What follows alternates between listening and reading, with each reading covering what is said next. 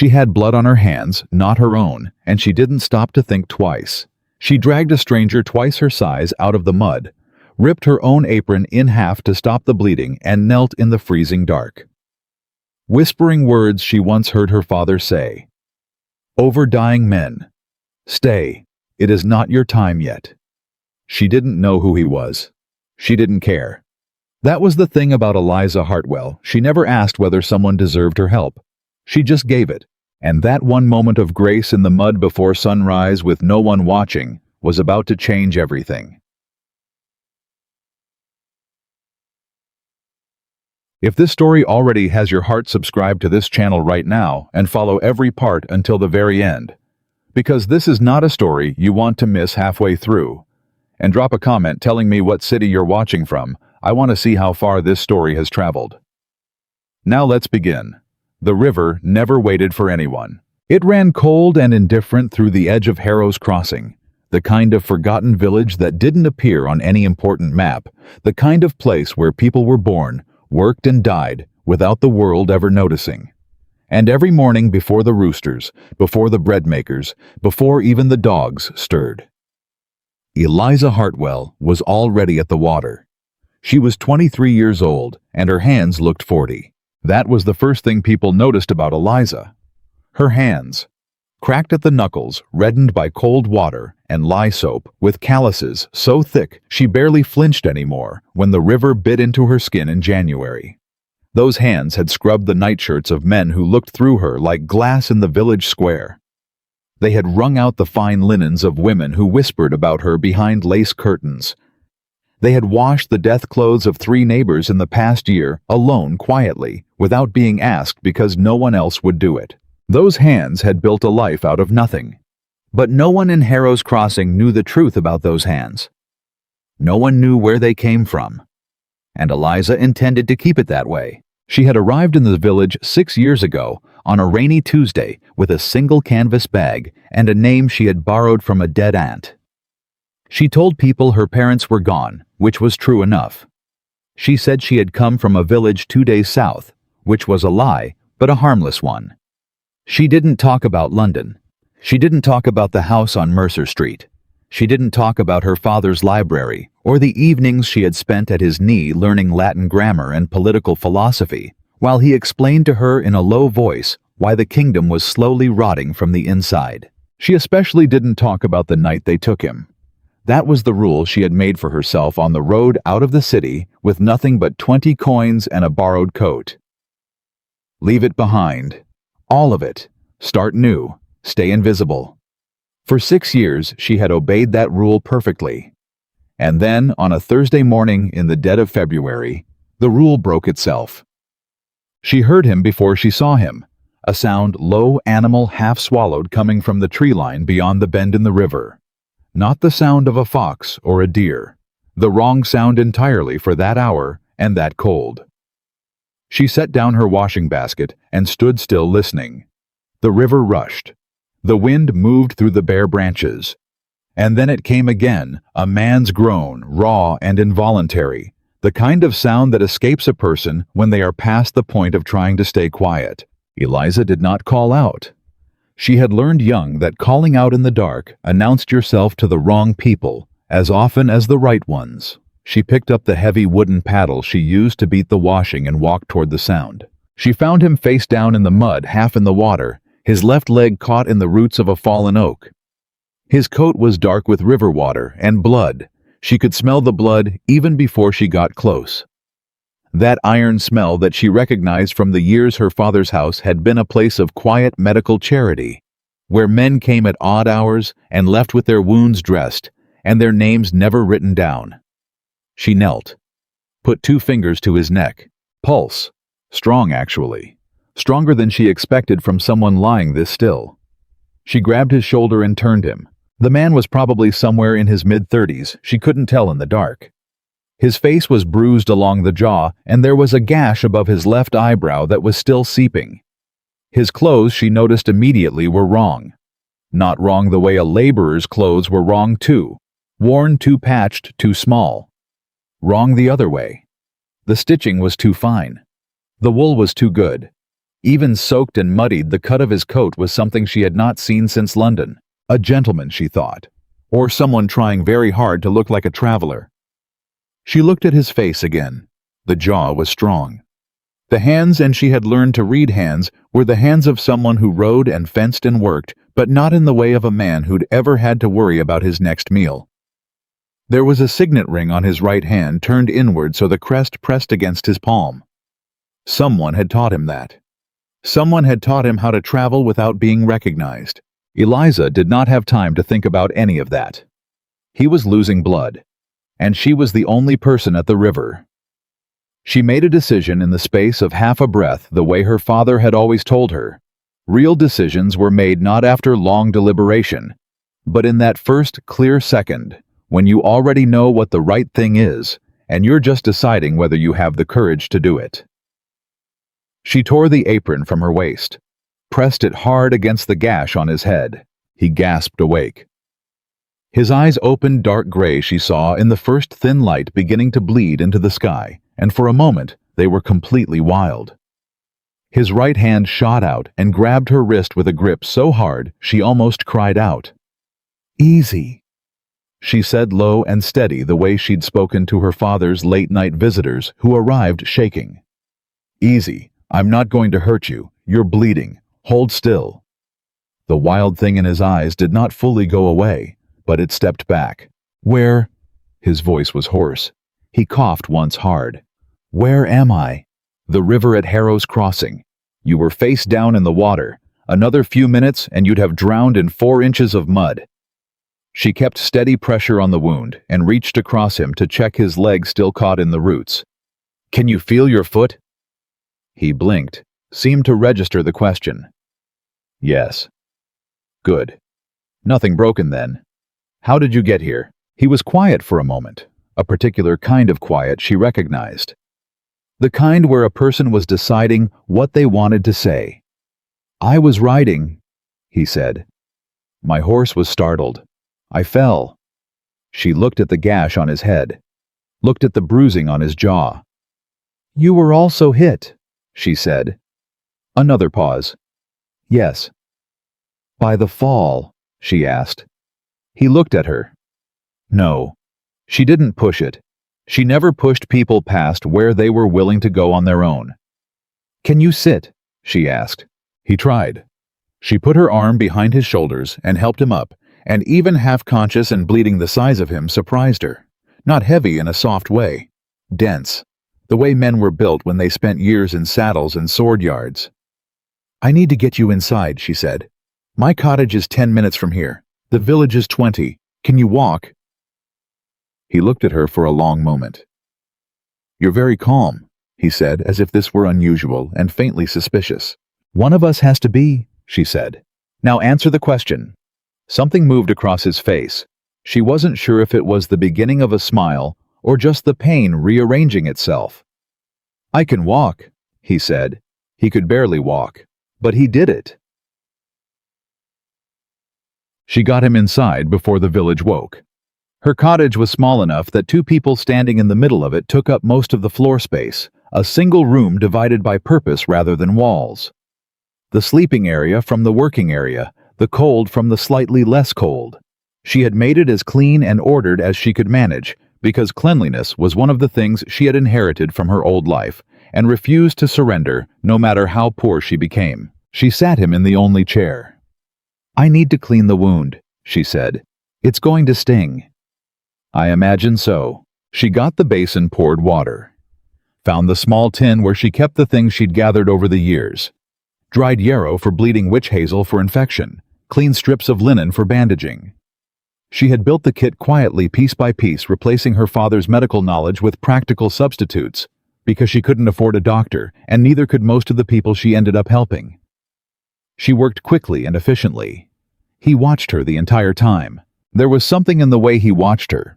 Not the way men in the village watched her, which was with a kind of dismissive assessment, the way you looked at furniture. This was different.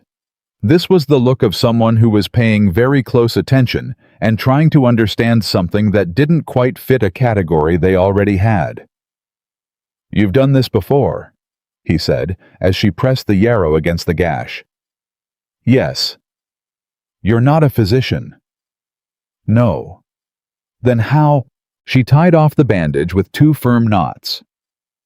My father was interested in medicine. He believed that if you understood how things worked, you could help when helping was needed. She sat back. Hold still for a moment. Let the yarrow work. Your father, he repeated. Where is he now? She looked at him directly. Dead. He absorbed that. I'm sorry.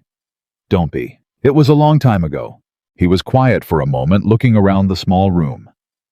She watched him take in the cottage, the worn but clean walls, the small bookshelf with 5 books that she had carried from the old life and refused to leave behind. No matter what the single window, the washing hung to dry near the hearth. Then his eyes came back to the bookshelf, and something changed in his face. That's Montesquieu, he said. She didn't answer. And Locke. He turned his head slightly, though it clearly cost him. And that Cicero, in the original Latin. She began cleaning up the basin. What's your name? He asked. Eliza. Eliza what? Eliza Hartwell. She had used it so long it barely felt like a borrowed name anymore. He paused. The same small hesitation she had noticed before the moment of calculation. William, he said. William Carr. She nodded and said nothing. She didn't believe him, not because she knew who he was, but because she recognized the rhythm of a person editing themselves. She'd had 6 years of practice at exactly that. Are you going to ask where I'm from? He asked. Are you going to tell me the truth if I do? The almost smile again. Probably not. Then I won't waste either of our time. She stood. You need to sleep. The wound is clean. The bleeding has stopped. When you wake up, you should be able to ride if you have a horse somewhere. My horse ran, he said. I'll need to find it. I'll ask in the village. Someone will have seen it. She moved to the door. I have work to do at the river. I'll be back in 2 hours. Don't open the door for anyone. He looked at her. Why not? She met his eyes. Because you were hit in the face before you fell in the water. Whoever hit you might still be looking. She reached for the door handle. And whatever you're running from, you chose to run in this direction. Which means you had a reason. She left him there before he could answer. Oh, the washing didn't do itself. She went back to the river and worked for 2 hours with the cold water up to her forearms, her mind turning over the man in the chair with the signet ring and the Cicero in his eyes. She had learned to do this, to think and work simultaneously, to let the physical rhythm of a task carry the body, while the mind did something else entirely. Her father had called it double living. The secret of useful people, he'd told her once, is that they are never entirely in one place. Their hands are busy, but their minds are free. She missed him so much sometimes it felt like a wound that had never properly closed. She wrung out a bedsheet, hard, both hands twisting in opposite directions, and pushed the grief back down where it lived. She thought about the man instead. Fine clothes, turned ring-bruised jaw, Cicero in Latin, a false name given too smoothly. She had grown up around men like that, her father's associates, the people who moved through London's quieter corridors of power. Men who knew that information was more valuable than money, and that the most dangerous thing you could do was let people know your real name in the wrong room. An investigator, she thought. Or a spy. Or both. The question was whose, and the more important question, did his trouble follow him to Harrow's Crossing? She carried the basket home and pushed open the cottage door. He was awake in the chair, sitting straight, and he'd found her second lock, the one she kept behind the first lock to hide it, because it had her real name written in her father's hand on the inside cover. He was reading it. She felt the blood leave her face. Put that down, she said too sharply. He looked up immediately, and then to his credit, he looked at the cover, looked at the name written there. Thomas Hartwell. He read, and his voice had changed. Something in it had become very careful, very still. Who is Thomas Hartwell? No one, she said. It was a purchased book. Someone else's name. He looked at her. Eliza. Put it down. He put it down gently back on the shelf, not pushing, but his gray eyes did not leave her face. Thomas Hartwell, he said again slowly, as if the name was opening a door in his memory. There was a Thomas Hartwell, 6 or 7 years ago. He was— I know who he was, she said. Her voice came out flat and controlled. The voice she had built to replace the voice she used to have, the one that cracked when she was frightened. He was a royal advisor falsely accused of treason by men who wanted him gone. He died in prison before the trial ended. His family was destroyed. His daughter disappeared. She looked at the man in the chair. And she'd like very much for it to stay that way. Silence. William, if that was truly any part of his name, looked at her for a long moment. She held herself completely still the way her father had taught her, because the worst thing you could do in a dangerous moment was move. Then he said very quietly, I won't tell anyone. You won't have the opportunity, she said, because you're going to leave as soon as your horse is found and we are never going to speak again. That might be difficult, he said. Why? He reached into the inner pocket of his coat, and she tensed just slightly and drew out not a weapon, but a folded piece of paper. He held it out to her without getting up. She crossed the room, took it, and unfolded it. It was a list. 12 names. She recognized 3 of them immediately. The third name on the list was Lord Aldous Crowe, the man who had signed the document that destroyed her father. She looked up. What is this? She said. Corruption investigation, he said. I've been in the northern counties for 6 weeks, disguised as a merchant, gathering testimony from villagers about supply theft, illegal taxation, extortion. He paused. Last night someone found out I wasn't who I said I was. 2 men followed me out of the inn at Wexton. I rode hard. My horse spooked at a fallen tree. The rest you know. She looked back at the list. Lord Aldous Crowe, she said, is at the center of it, he said. Him and 4 others. They've been systematically starving the northern villages for 3 years, skimming grain shipments, doubling tax records, bribing sheriffs. The evidence is substantial. He paused, but not yet complete. She set the paper on the table. Her hands were steady. She was proud of that. And what does any of this have to do with me? She said. He looked at her with those careful gray eyes. Your father was investigating the same network, he said. 6 years before I started, and the reason he was accused of treason was to stop him from delivering his evidence to the crown. The room was very quiet. She had suspected this for 6 years. She had known it the way you know things that are too painful to examine directly, felt it at the edges, touched it in the dark, and pulled her hand back. But hearing it spoken out loud plainly in her own kitchen was something different. Something in her chest cracked open. She did not let it show. Get some rest, she said. I'll find your horse. She walked back out the door before he could see her face.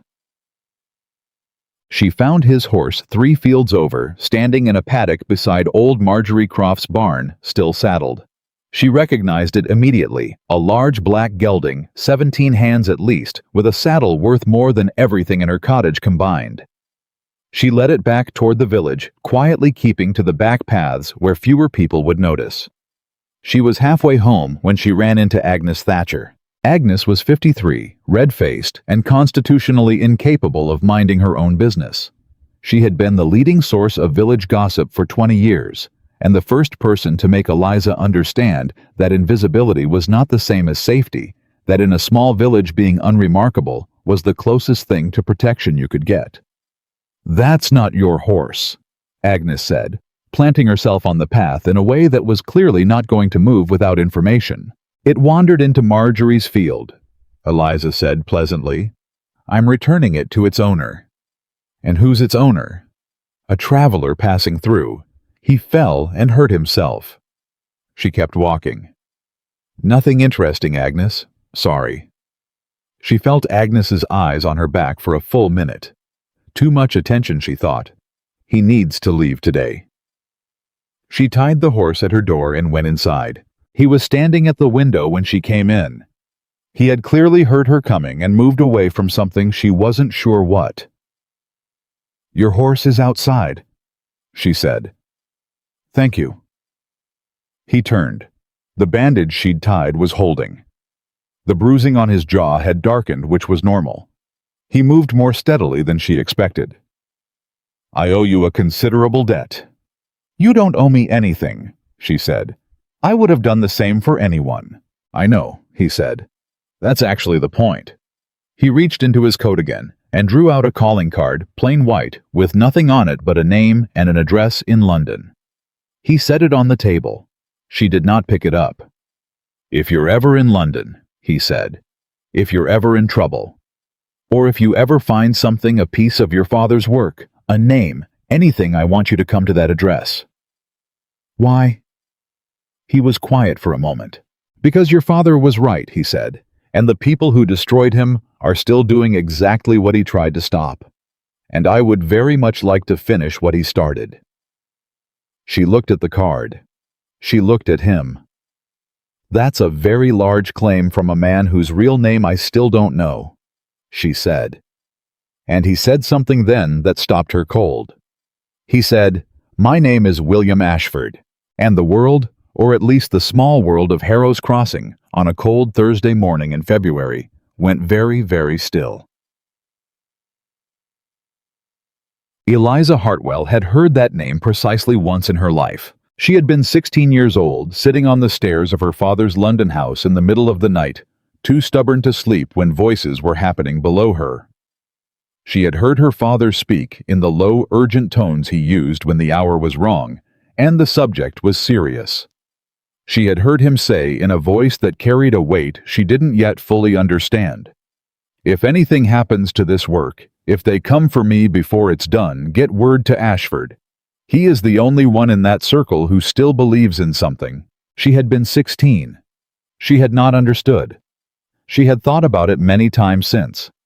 She looked at the man in her kitchen with his bandaged head, and his borrowed name, and his list of 12 names with Lord Aldous Crowe at number 3. "William Ashford," she said carefully. "The Duke of Ashford." He didn't deny it. She sat down, not because her legs gave out though they thought about it, but because standing felt suddenly wrong, too confrontational, and she needed a moment to arrange what was happening inside her into something she could work with. "My father mentioned your name once," she said. William's eyes sharpened. "What did he say?" "That if something happened to him, I should find you." She looked at her hands on the table, her cracked red river-cold washerwoman hands. "I was 16. I didn't know where to find you. And then everything happened very fast, and then I was gone." He sat down across from her. Not in the chair he sat on the low stool across the table, which brought him closer to her height, and she noticed that it was a deliberate choice. Not looming. Level. "Tell me what you know," he said. "Everything. From the beginning." She shook her head. "Not here. Not today. You need to leave before Agnes Thatcher tells half the village about the strange horse at my door, and before whoever hit you last night starts working outward from Wexton." She looked up. "How many people know you were traveling this route?" "3, he said. "My steward, my head of security, and one man in the Crown's office who arranged my cover. Any of them could have told someone." "Yes." She nodded. She got up, went to the bookshelf, reached behind the second lock, the real one with her father's name, and pulled out a folded piece of paper she had kept for 6 years. She had carried it out of London in her boot. She had kept it through 3 changes of address and a fever that had almost killed her in the 2nd year, and through 6 years of washing other people's clothes in a cold river. She held it for a moment. Then she set it on the table in front of William. He looked at it. He didn't touch it. "What is this?" he said. "The last thing my father wrote before they arrested him," she said. "I found it in his coat pocket when they let me see his things. I didn't understand most of it at 16. I understand quite a bit more now." He looked at her. "Will you read it to me?" he asked. She picked up the paper. And for the first time in 6 years, she heard her father's words in her own voice, out loud, in a room with another person. It took 11 minutes to read. By the end of it, William Ashford Duke was leaning forward with both elbows on the table, and a look on his face that Eliza Hartwell had seen before, had seen on her father's face many times in the evenings when a puzzle piece landed exactly where it was supposed to go, and the larger picture became undeniable. It was the look of a person who had just understood something that could not be ununderstood. "He had all of it," William said quietly. "He had all of it 6 years ago." "Yes," she said, "and they destroyed him for it." "Yes." "And you've been carrying this for 6 years." She refolded the paper. "Someone had to." He was quiet for a long time. She let him be quiet. She had not rushed a moment since the morning, and she was not going to start now. Then he said, "Come to London." She shook her head. "It's not safe." "I'm not asking because it's safe," he said. "I'm asking because this—" He gestured at the refolded paper. "And what I've gathered in the past 6 weeks together, they're enough. Enough to bring Crow and the others down. Enough to clear your father's name." He paused. "But not if it stays in a cottage in Harrow's Crossing." She looked at him. "You don't know what you're asking," she said. "I know exactly what I'm asking. If I come to London and my name becomes known, my real name, there are people who will move against me, against you for bringing me. The same people who destroyed my father will see it as a direct threat." "Yes," he said, "they will. And you're asking me to walk back into that." "I'm asking you to walk back into that with me," he said, "which is not the same thing." She put the paper back behind the second lock. She straightened the books on the shelf, an old habit automatic her father's training about always leaving things in order. Then she turned around. "Give me 3 days," she said. Something in William's face shifted, careful relief, measured nothing overwrought. 3 days, he agreed. "You should leave now. Take the road south to Wexton, not north if they're looking. They'll have the north road watched. Get to Kessler's Inn, it's the one with the blue door on Market Lane, and tell the innkeeper that Hartwell sent you. She'll give you a room without writing your name in any book." He stood, reached for his coat. "How do you know the innkeeper at Wexton?" he asked. "Her husband was sick last winter. I helped." Eliza picked up his coat from the hook and held it out to him. "People remember." He took the coat. He looked at her for a moment with an expression she couldn't quite name. "Your father would be proud of you," he said. The words landed somewhere she wasn't entirely defended against. She turned away before he could see what they did to her. "Go," she said, "before Agnes comes back." He went. She stood in the empty cottage for a long moment. Then she sat down in the chair where he had sat, and she put her face in her cracked red river-cold hands, and she let herself feel it, all of it. The 6 years and the cold mornings and the hiding and the paper in her boot. And her father's voice reading Cicero aloud in a warm room that no longer existed. She let herself feel the full weight of it, just for 60 seconds, just this once. Then she stood up. She had 3 days. She had washing to finish.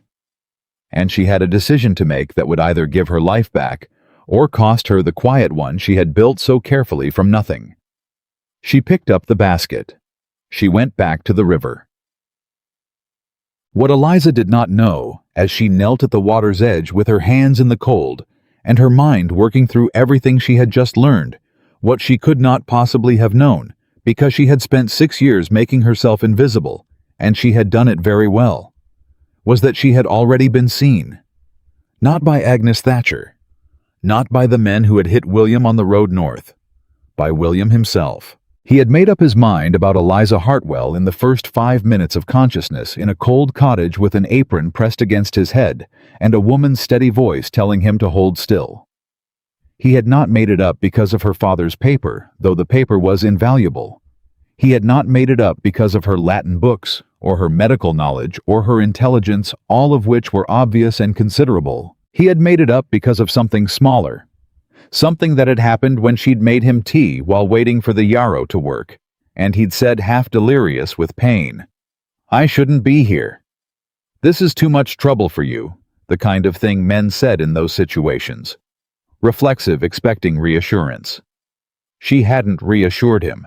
She had looked up from the kettle and said simply, matter-of-factly, without a trace of either performance or resentment, "Of course it's trouble. Everything worth doing is trouble. Drink this." And he had drunk it. And he had thought with unusual clarity for a man whose head was bleeding, "I have never in my adult life been spoken to like that. Not like a duke. Not like a title. Not like someone whose goodwill needed to be managed. Just like a person who needed to drink his tea and stop complaining." He rode toward Wexton with his hand around the calling card she hadn't picked up. He'd taken it back without her noticing, because he wanted to give her something better than a card, and he thought about a woman on her knees in the mud before sunrise, alone with no reason to stop and every reason to keep walking. He thought about what it meant that she had stopped, and he thought about what it was going to mean when the world found out who she really was. 3 days. She'd asked for 3 days. He would give her 3 days. And then he was going to ask her for the rest of her life. Not because of the paper in her boot, not because of her father's work, not because she was useful to him, though he was honest enough to admit that, too, but because the last thing she had said to him when she handed him his coat was, "People remember," and she said it without pride and without bitterness, and without any desire to be praised for it. She had said it the way you stated a law of nature. People remember. And William Ashford, standing outside a cottage in Harrow's Crossing, with a bandage on his head and mud on his boots, had thought, "Yes, they do. And I am going to remember you for the rest of my life." He was going to remember her for the rest of his life. And Eliza Hartwell, kneeling at the river with cold water up to her wrists, and her father's voice still echoing in her chest, had absolutely no idea. She wrung out the last sheet, set it in the basket, stood up. 3 days. She had given herself 3 days to decide whether to walk back into the world that had destroyed everything she had ever loved. She picked up the basket and went home. The first day passed in silence. She washed clothes, she delivered them, she collected her coins. She smiled at the people who looked through her and nodded at the people who looked past her, and said nothing to anyone about the man who had sat in her kitchen and said her father's name out loud for the first time in 6 years. But that night, she sat at the table with the paper, her father's last paper, spread open in front of her, and she read it again. All of it. Every line. Not for information. She had memorized it years ago.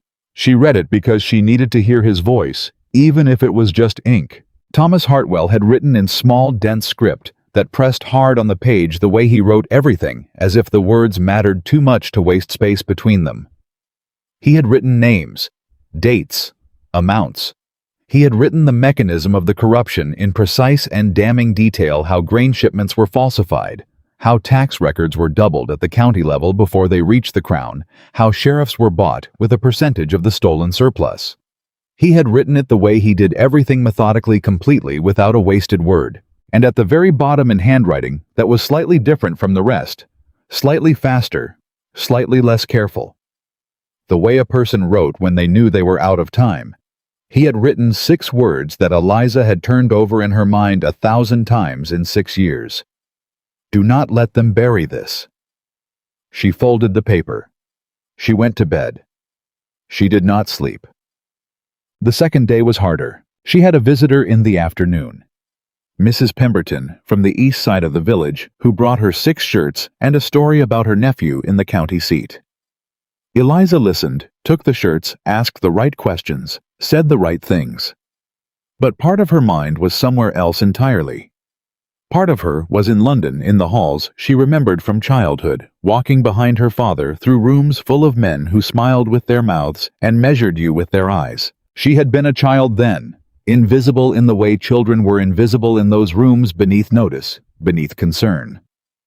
She was not a child now. After Mrs. Pemberton left, Eliza stood at the window for a long time. Then she went to the shelf and took down the second lock. Behind it was the paper. She already knew it by heart. She put it back. She took down the first lock instead. On the inside cover, in her own handwriting. 16-year-old handwriting rounder, and less sure than the hand she had. Now she had written a list. It was the only list she had never thrown away, the only thing she had written in those first terrible months after everything collapsed. She had never shown it to anyone. She barely looked at it herself. But she had kept it the way you kept a splinter of bone in a locket, not because it was beautiful, but because it was all that was left. The list said, "What Father believed."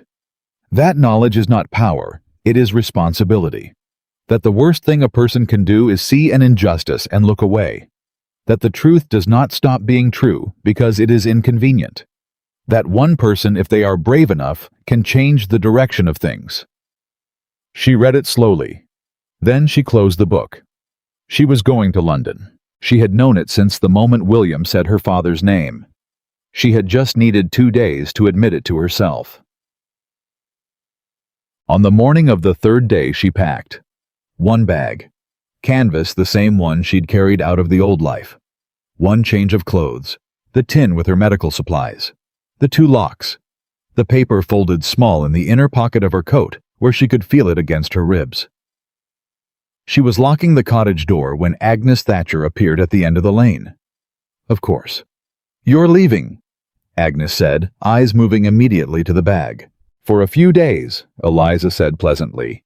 "Visiting a friend in Wexton." "You don't have friends in Wexton." "I have a friend in Wexton now." She smiled. "Agnes, would you water my window box while I'm gone? I'd be very grateful." It was a masterful move, and she knew it. Agnes Thatcher would water that window box 3 times a day and tell everyone in the village she was keeping an eye on things, and her pride in the responsibility would keep her from asking too many questions about when Eliza was coming back. "Of course," Agnes said, already softening. "How long will you be?" "Not long," Eliza said. She walked away before Agnes could ask anything else. She took the south road. Not the main path, the old drover's road that ran parallel behind the hedgerows, the one the farmers used in autumn, and nobody thought about in February. She walked for 40 minutes before she heard hoofbeats, and then she stopped walking and waited. William came around the bend on the black gelding, with a second horse beside him, a bay mare, smaller and sensible-looking, saddled and ready. He pulled up and looked at her. She looked at the second horse. 3 days, she said. 3 days, he agreed. I kept my word. You brought a horse. You have a bag. I assumed you'd decided. He paused. Had you? Yes. She walked toward the bay mare and put her hand on the horse's neck, the way her father had taught her, firm, even not tentative. The horse didn't move. But don't mistake preparedness for certainty. I've decided to come. I haven't decided how far. Fair enough, he said. She put her foot in the stirrup and mounted. He said nothing about the fact that she did it smoothly and well, which told her more about him than any number of words would have. A lesser man would have commented. A lesser man would have made it a moment. He simply turned his horse south and started moving, and she fell in beside him, and they rode. They were an hour out of the village before either of them spoke. It was William who broke first. You read Latin, he said. My father taught me, she said. And Greek, and French, and enough German to be polite. She kept her eyes on the road. He believed education was not a gender question. He believed it was a human question. He was right. Yes, he was. A beat. He was right about most things. That didn't save him. William was quiet for a moment.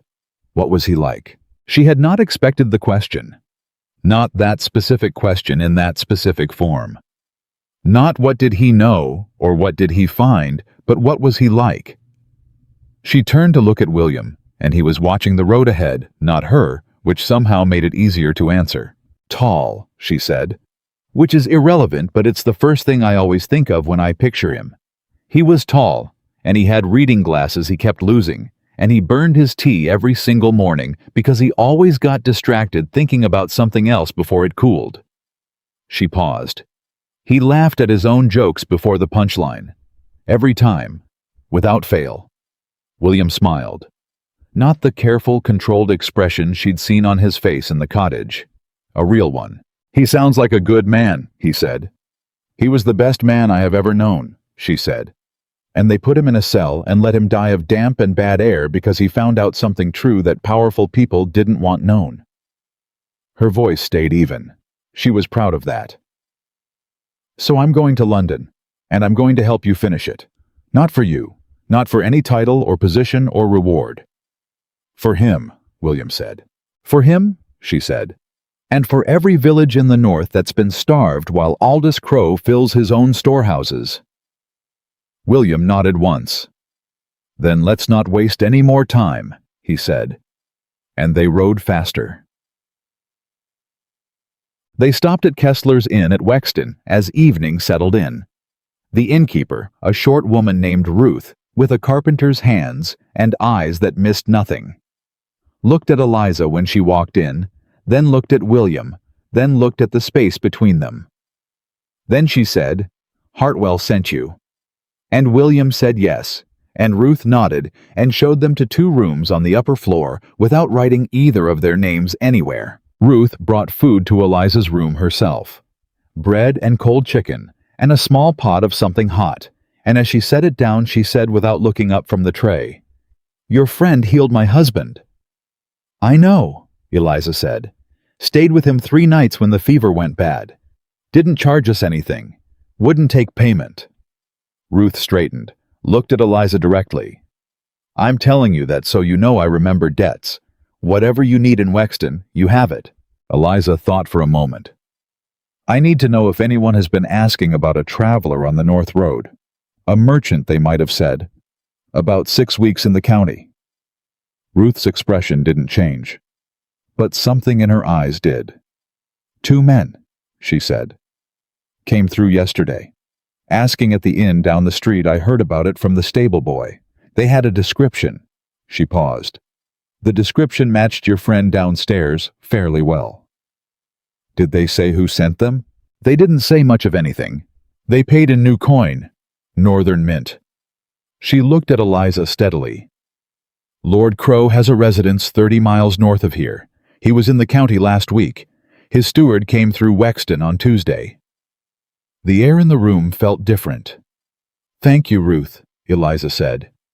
Ruth left without another word, which was exactly right. Eliza ate quickly, then went to William's door and knocked twice. He answered immediately. He hadn't been sleeping. She could see it in his face.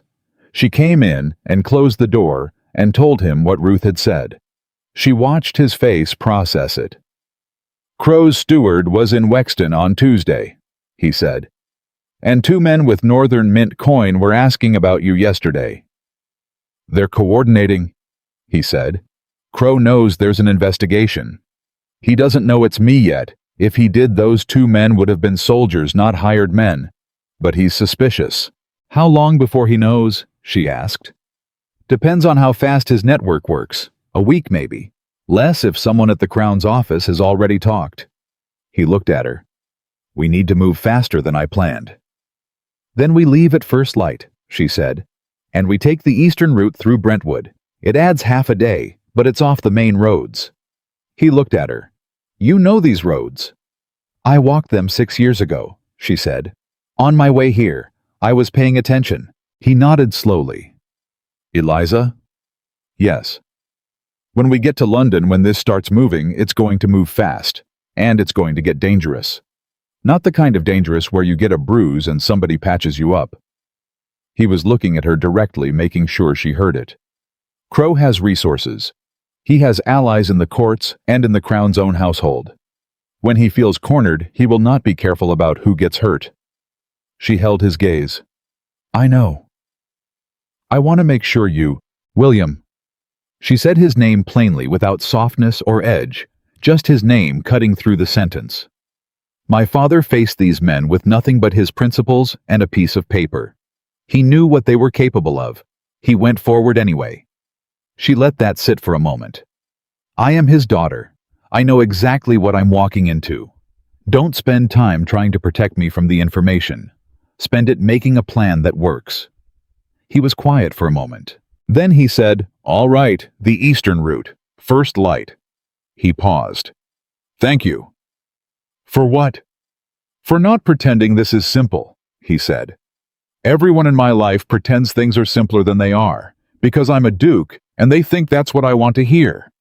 I have not had an honest conversation in longer than I care to admit. She looked at him for a moment. That must be very lonely, she said. It was a straightforward statement, not a performance of sympathy. He received it the same way. Yes, he said. It is. She went back to her room. She sat on the edge of the bed and looked at her hands. Her father had always said, "The powerful are lonelier than they know Eliza." That's what makes them dangerous. A lonely, powerful man will fill the space with whatever the next person offers him, and God help you if that person has bad intentions. She had thought about that many times over 6 years. She thought about it now with the strange, unwelcome awareness that William Ashford had been looking at her since the moment he opened his eyes in her kitchen, and the way he looked was not the way of someone calculating her usefulness. It was the way of someone who had not in a long time seen something real. She told herself to stop thinking about it. She didn't entirely succeed. They left at first light as agreed and took the eastern road. They rode mostly in silence, which Eliza found easier than she expected. William was not a man who filled silences with noise. He rode attentively, his eyes moving the road ahead, the fields to both sides any movement, and she understood that the 6 weeks of undercover travel had made him careful in ways that were now simply part of how he moved through the world. She found herself doing the same thing, and realized she had been doing it for 6 years without naming it. We are both people who learn to watch, she thought. Around mid-morning he said, "Tell me about Harrow's Crossing." She glanced at him. "What about it?" "The villagers. What's it actually like there? Not the official reports I've read. The official reports on every village in the county, and they're useless. What's it like?" She thought about it. She told him about the Millard family who had lost their winter grain for the 3rd year running to taxation they couldn't afford. About the school teacher who'd been let go because the village couldn't pay her, so the children weren't being educated. About Mrs. Pemberton's nephew who'd tried to file a complaint at the county office about an inflated tax assessment, and had been told the records were correct, that his own records were wrong, and if he persisted, he would be charged with filing a false grievance. William listened. Not politely, with the focused, retaining attention of someone adding each detail to something that was building in his mind. "The school teacher," he said. "What's her name?" "Clara Finch, 24. She trained at Gloucester. She's been trying to find another position for 8 months and getting rejected because every county in the region is under the same financial pressure. And the Millard family, 7 children. Eldest is 14 and already working the mill. Second is 12 and should be in school but isn't because they need the wages." He was quiet for a moment. "I grew up knowing poverty was a problem," he said slowly. "In the abstract, the way you know any large problem that doesn't touch your daily life. I could have told you the statistics." He paused. "I could not have told you Clara Finch's name or the name of the Millard boy who should be in school." "James," she said. "His name is James. He wants to be an engineer. He draws bridges in the margins of old newspapers." Something happened in William's face that she had not seen there before. Not sadness exactly. Something harder than sadness. "I want to fix this," he said, and the plainness of it surprised her. No qualifications, no diplomatic hedging. Not just Crow, the whole system underneath it. The way it's built to funnel everything upward and leave nothing for the people at the bottom doing the actual work. "That's a larger ambition than we started with," she said carefully. "I know." He looked at her. "Is it a stupid one?" She considered it honestly the way he deserved. "No," she said finally. "But it's the kind of ambition that makes very powerful enemies. Not just Crow, everyone who benefits from the current arrangement." "I know. And you're not afraid of that?" "I'm terrified," he said, with a directness that disarmed her entirely.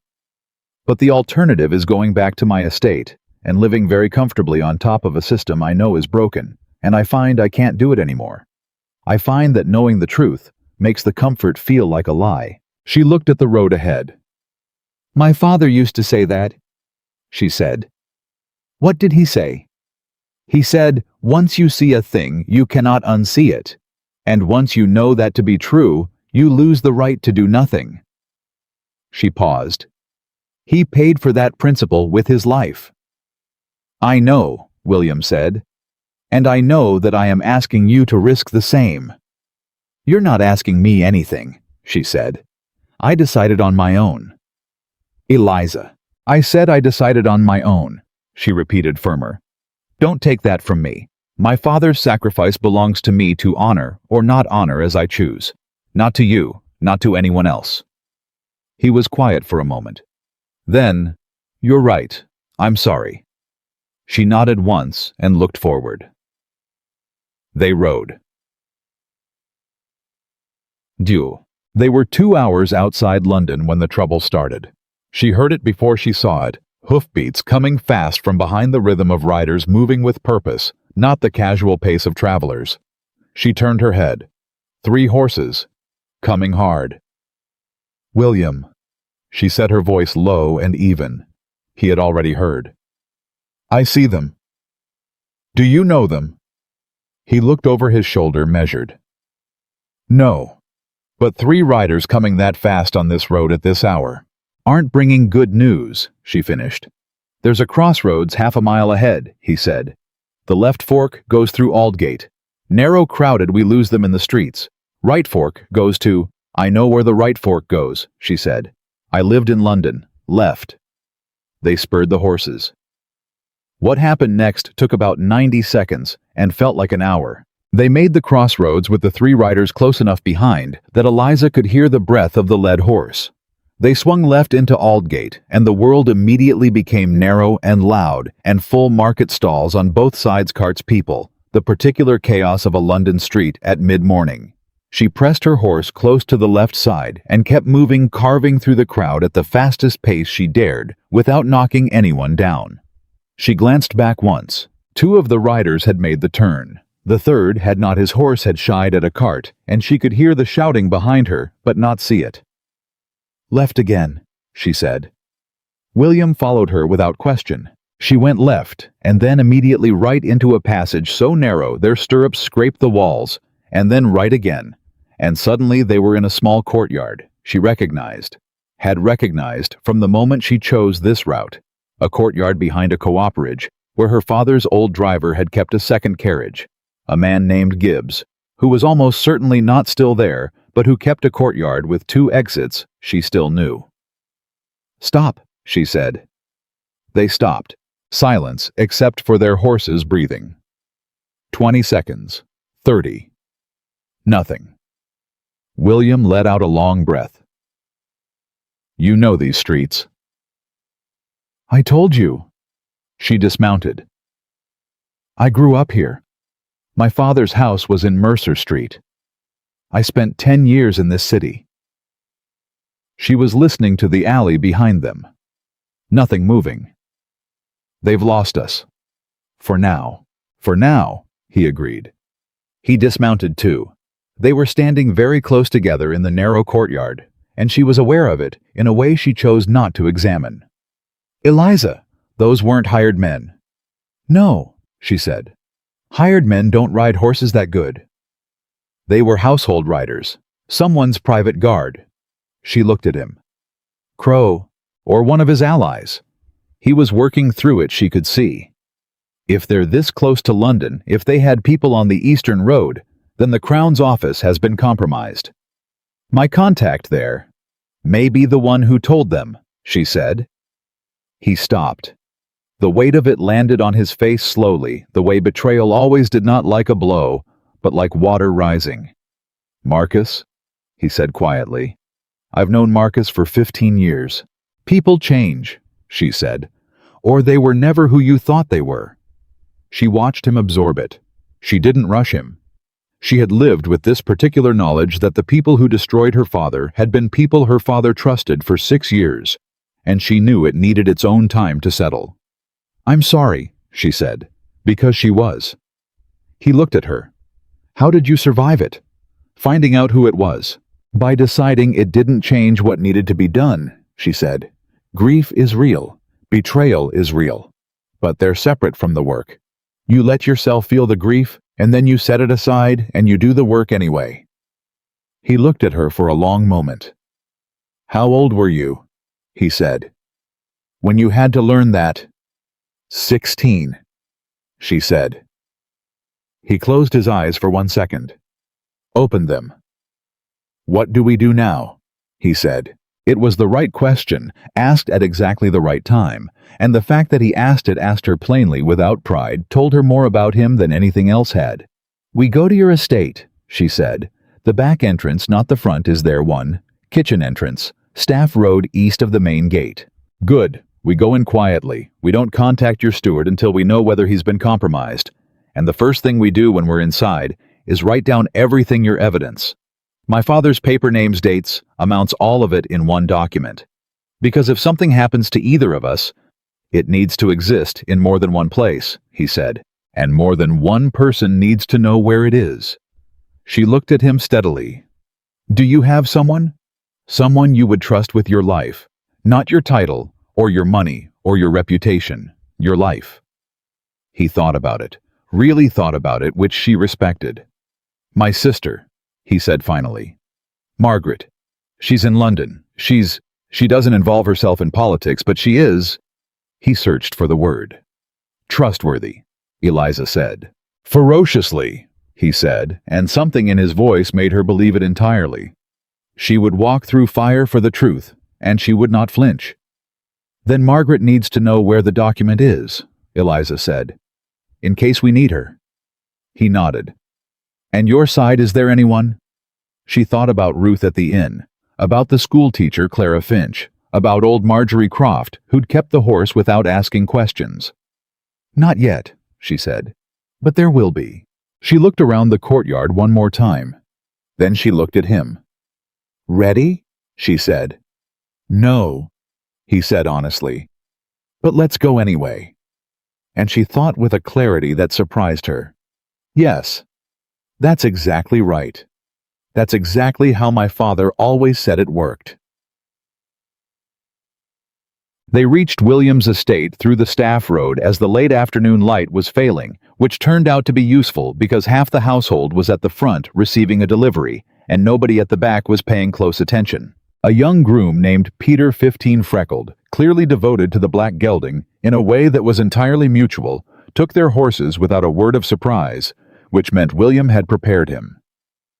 Eliza followed William through the kitchen passage and up a back staircase and into a study on the second floor that was clearly where William actually worked. Not the formal room downstairs. Papers on every surface. Books with broken spines. 2 candles burned down to nothing. William locked the door. Eliza looked at the room. She looked at the desk.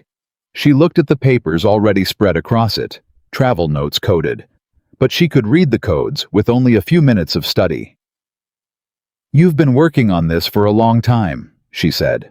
2 years, he said, quietly, gathering pieces. He looked at the desk. "I had about 70% of the picture.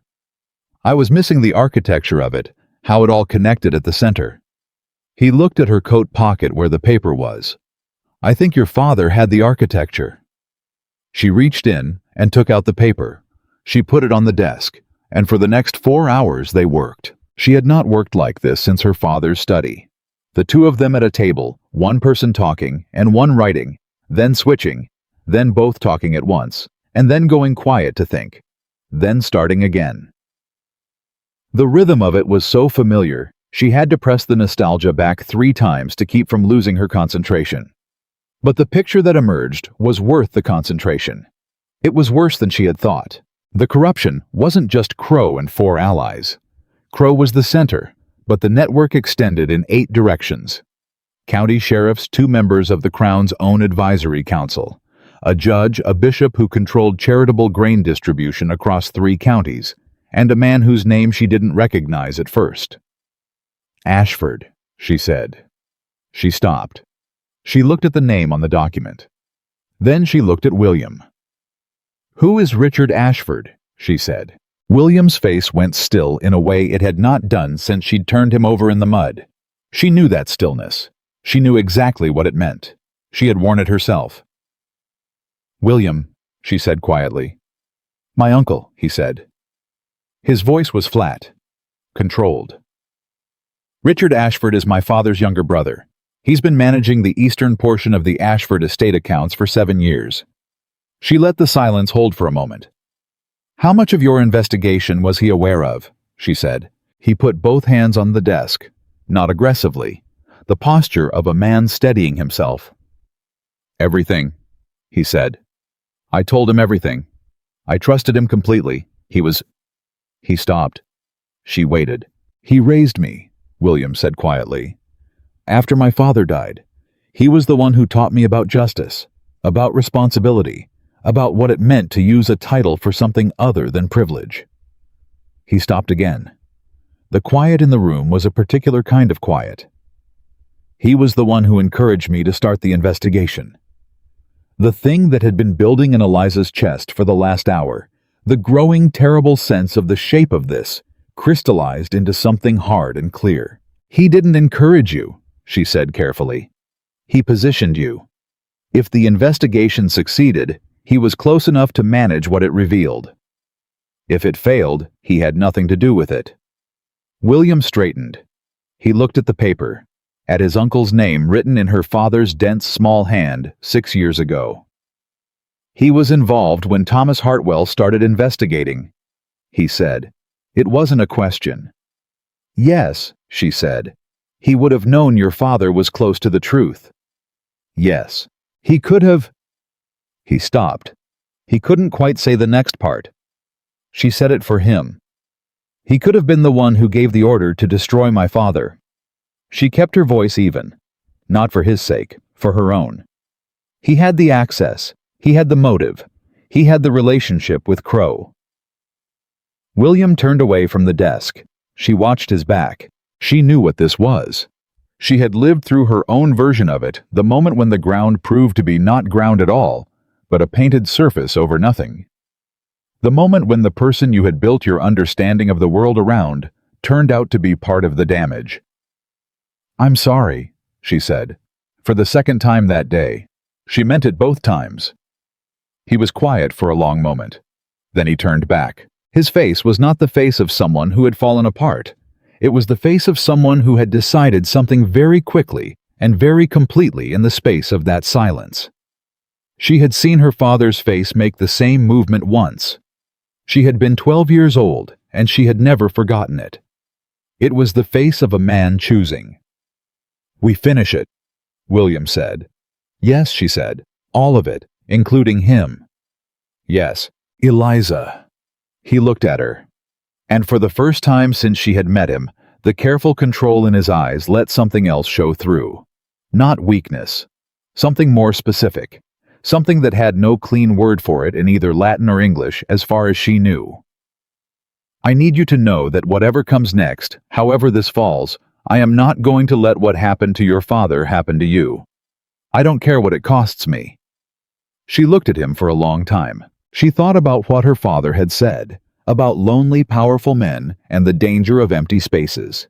She thought about the list she'd written in the first lock at 16.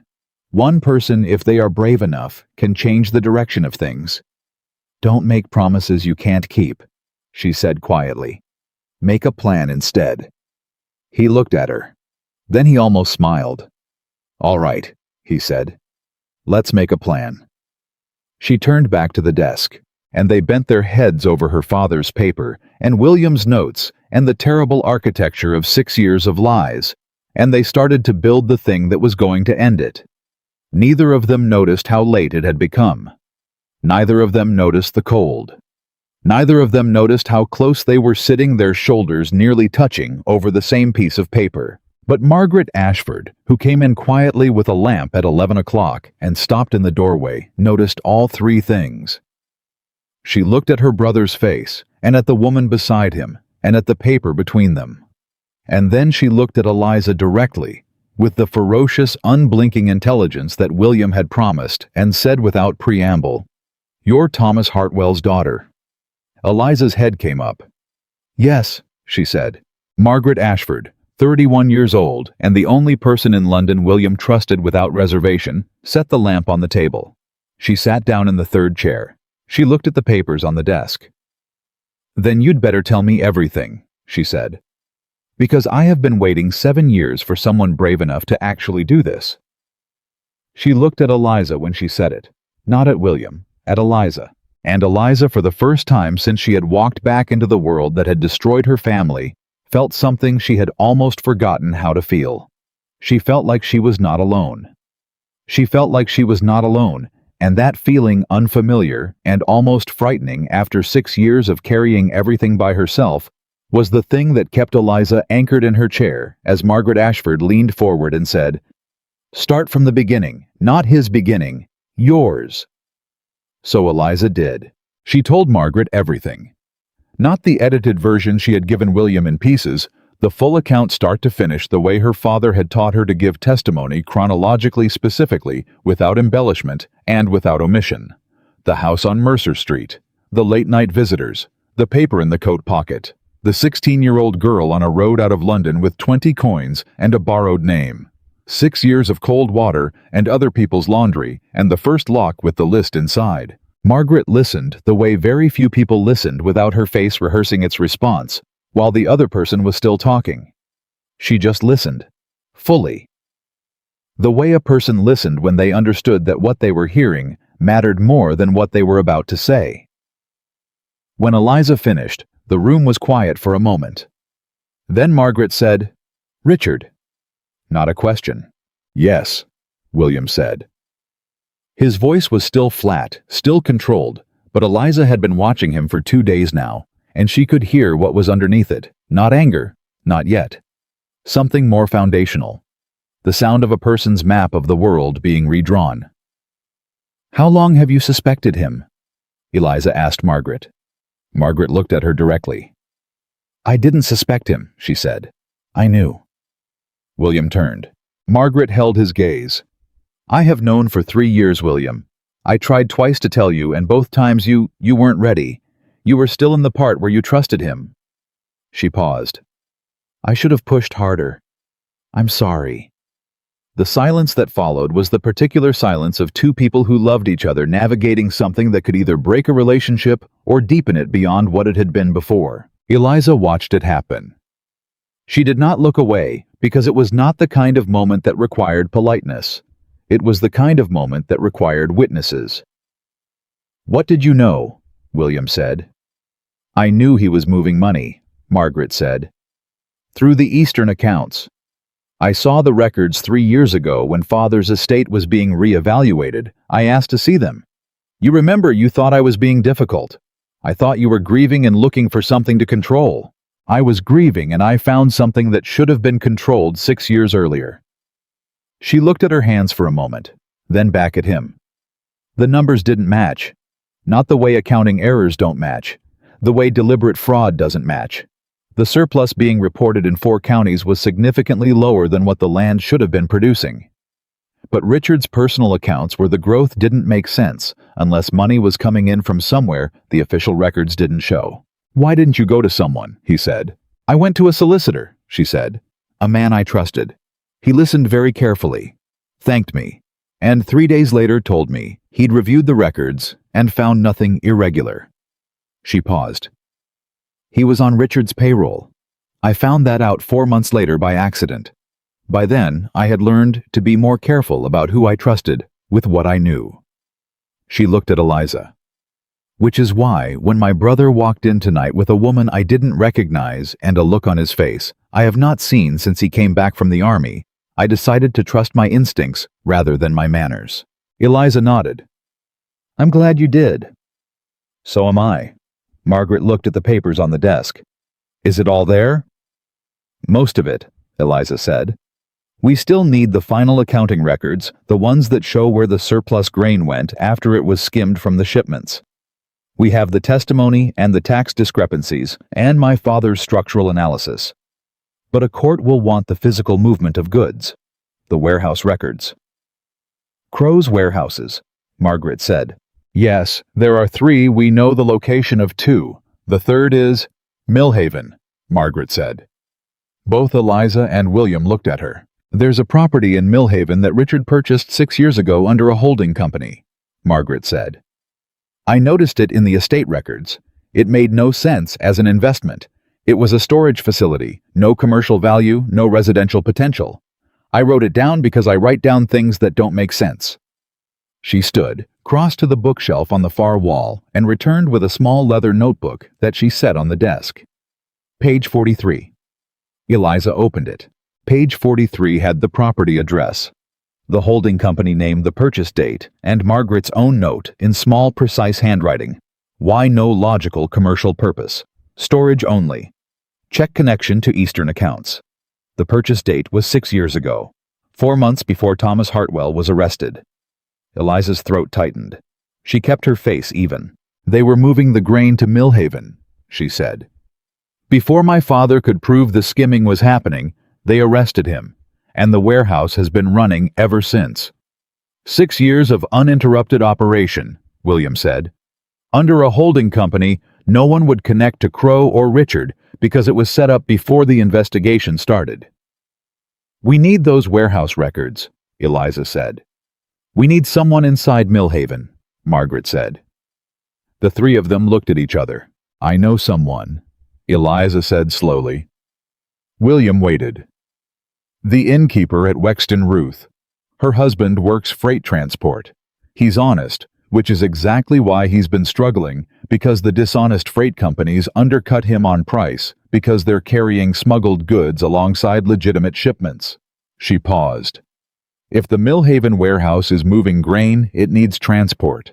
And honest freight men notice when competitors are moving unusual volume at odd hours. Would he talk to us? Margaret asked. He would talk to me, Eliza said. He owes Ruth a debt. Ruth is settled with me. The arithmetic works. She looked at William. I need to go back to Wexton. Not alone, he said immediately. I'm harder to notice alone than Eliza. His voice was quiet, but definite. No. She looked at him for a moment. She thought about arguing. She had good arguments. She was better unaccompanied, faster alone, less conspicuous, without a nobleman beside her. All of that was true. But she also remembered the 3 riders on the Eastern Road, and the fact that she had not heard them until they were already close, and the fact that William had heard them before she did. Fine, she said. But you dress like a working man, not a merchant. Working man. I've been dressing like a working man for 6 weeks, he said, and there was the almost smile again, the one she was starting to think of as specifically his. Then you already know what not to bring, she said. Margaret had been watching this exchange with an expression Eliza couldn't quite read. Something attentive and private. Before you go anywhere, Margaret said, we need to make a copy of everything on this table. 2 copies. One stays here with me, sealed with instructions to a solicitor who is absolutely not on anyone's payroll. I have one. He's 72 and does not need money from anyone. The second copy goes with you, not together, separate. Agreed, William said. They worked through the night. Margaret wrote in a clear, even hand that never tired and never wavered. Eliza dictated from her father's paper and from memory. William organized the copies, cross-referenced dates, made sure each document connected explicitly to the next in a chain that a court could follow without requiring explanation. Around 2 in the morning, Margaret set down her pen and looked at Eliza. Can I ask you something? She said. Yes. Why did you keep it? She said. The paper, for 6 years, alone without telling anyone, without trying to use it. Why didn't you destroy it and just disappear? Make yourself safe. It was such a direct question that Eliza took a moment with it. Because it was his, she said finally. It was the last thing he did. He died in that cell because he had found the truth and he was going to tell it. If I destroyed the evidence, he died for nothing. She paused. I couldn't live with that. Margaret looked at her for a long, quiet moment. No, she said softly. I don't imagine you could. She picked up her pen and kept writing. By 3 in the morning, they had 2 complete copies of everything, both sealed, one with Margaret's solicitor's address on the envelope. Eliza sat back and rolled the tension out of her shoulders and thought for a moment about James Millard, 12 years old, drawing bridges in the margins of old newspapers. She thought, "Hold on, James. We're coming." Tit-tit-tit-tit. They left for Wexton the next morning before London was properly awake, using a different route than they'd come in. William knew the city's back roads as well as she did. She discovered which made sense when she thought about it. He had spent 6 weeks learning to move without being noticed. He was better at it than most noblemen would have been, because he had actually paid attention. They were 2 hours out of the city when she said, "Tell me about your uncle. Before all of this, who was he to you?" William rode for a moment without answering. She didn't push it. "He was the person who taught me that position came with obligation," he said finally. He had this phrase, he said it so often, it became almost a joke between us.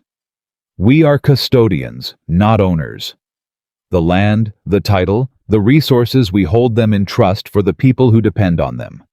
We don't own any of it. We're responsible for it." He paused.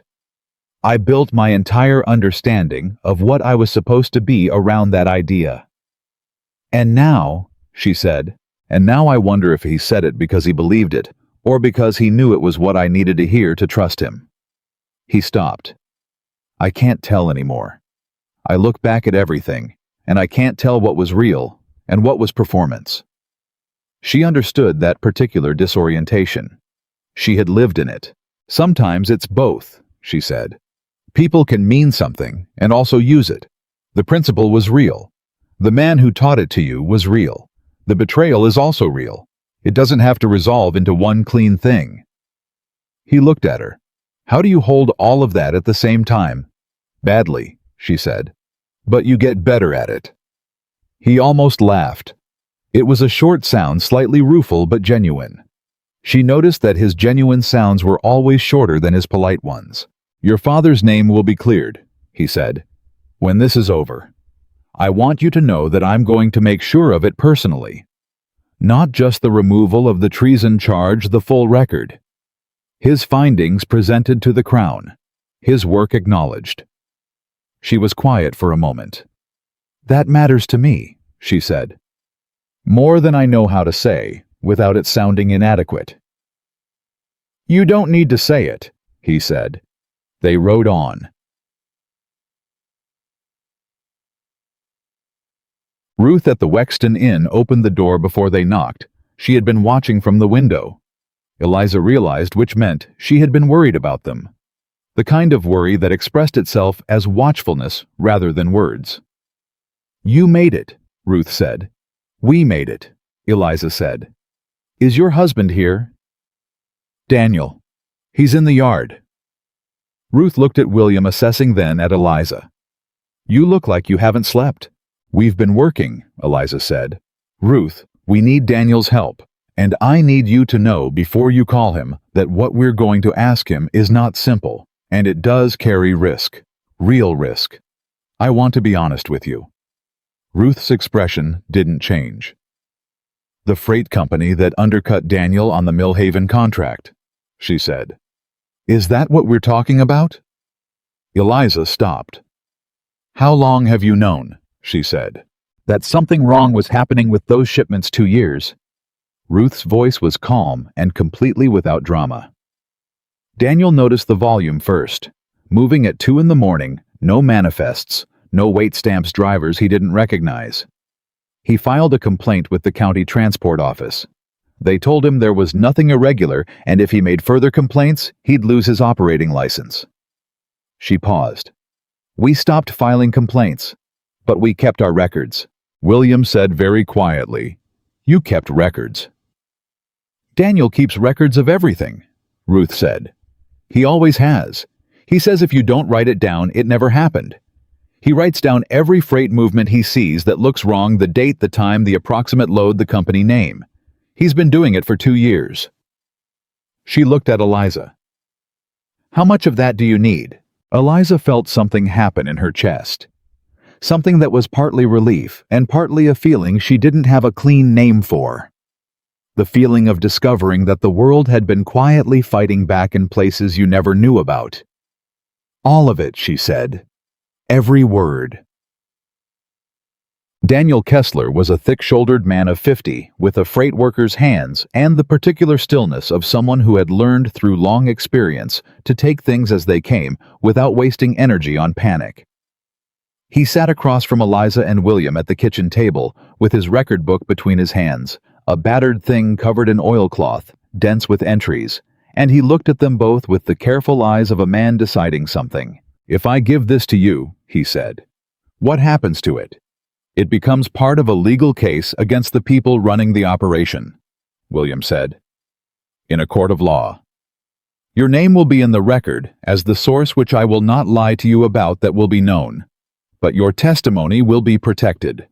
I will personally guarantee your family's safety during the proceedings." "You," Daniel said flatly.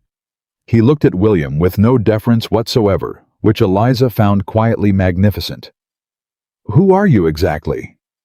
William looked at Eliza. She looked at Daniel.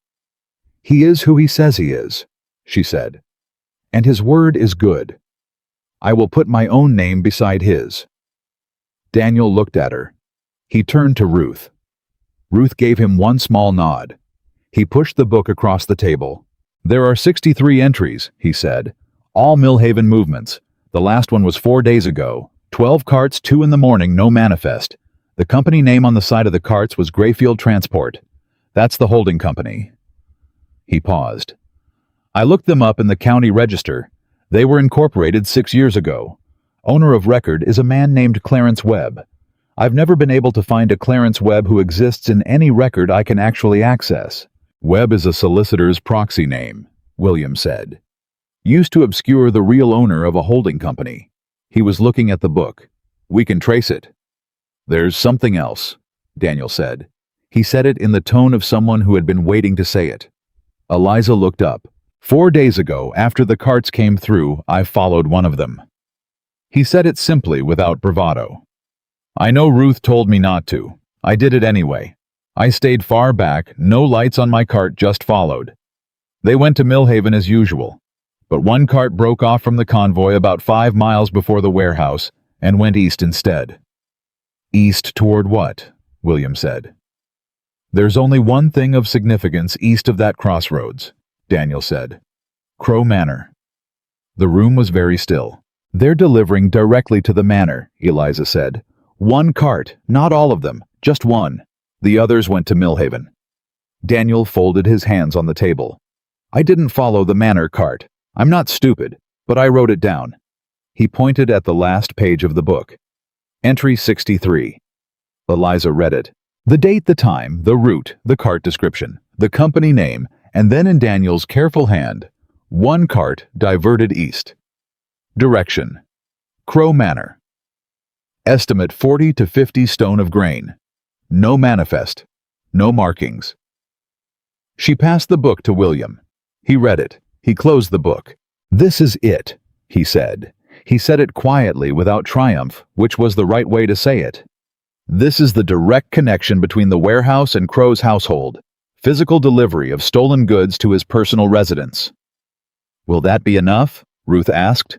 "Combined with my father's structural analysis, William's testimony, evidence from the villages, the tax record discrepancies, the holding company accounts, and Margaret's property records." Eliza looked at William. "Yes, it's enough." "It's more than enough," William said.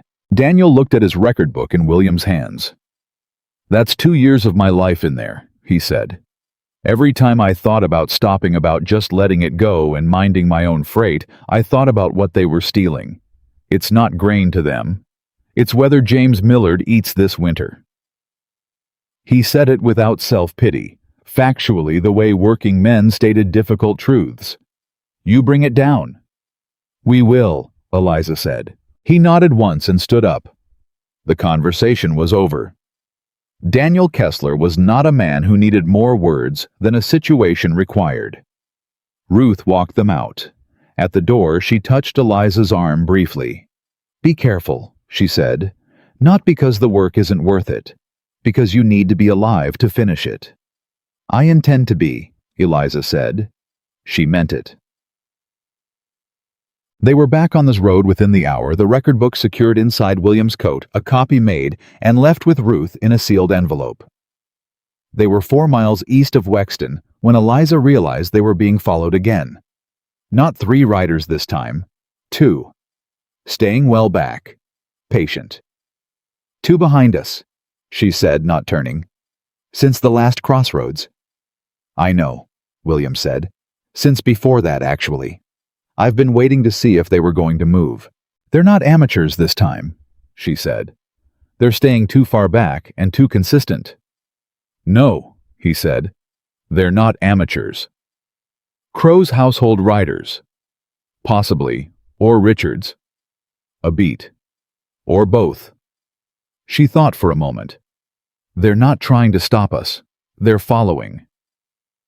They want to know where we're going, he said. Which means they don't know about Margaret. They don't know the copies exist. So they think everything is still with us. Yes, she understood the implication immediately. If we lead them to London, they'll move on, Margaret, he said. We can't go back to the estate. Where then? He was quiet for 10 seconds, thinking, not stalling. She had learned the difference. Lord Pemberton, he said. He's 15 miles north. He's been outside Crow's circle for years. He's had his own suspicions, and he has a household staff of 40 who are loyal to him specifically. He glanced at her. He's also been trying to get me to share my investigation with him for a year. I've been cautious about it. And now I think I was wrong to be, he said. I was cautious because I trusted Richard's assessment of Pemberton's political reliability. Richard told me Pemberton was compromised. I believed him. He said it with no inflection, just the plain statement of how the damage had accumulated, one trusted word at a time. Pemberton isn't compromised. He's been kept isolated, same as us. If we go north, we lose the tail eventually, Eliza said. But we can't go to London until we're clean. Agreed.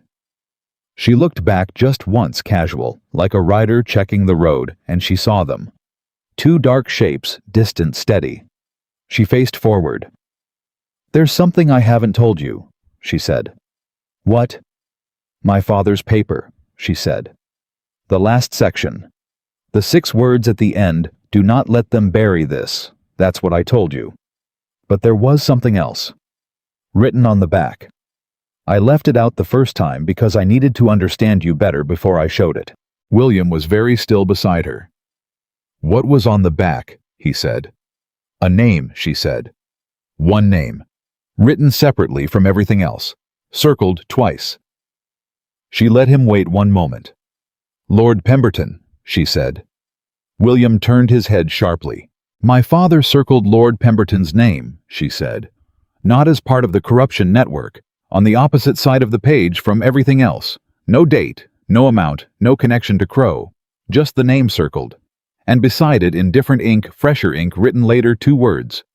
She paused. Tell him, she said. The sound of the horses' hooves on the road. The distant shapes behind them. The space of a breath. Your father trusted Pemberton, William said. My father trusted Pemberton enough to write his name on the back of the most dangerous document he possessed, she said. And my father was meticulous about what he put on paper. He didn't write things he didn't mean. Then we're going to Pemberton, William said, not as a decision being made, as confirmation of something that had already become inevitable. And we're going to tell him everything.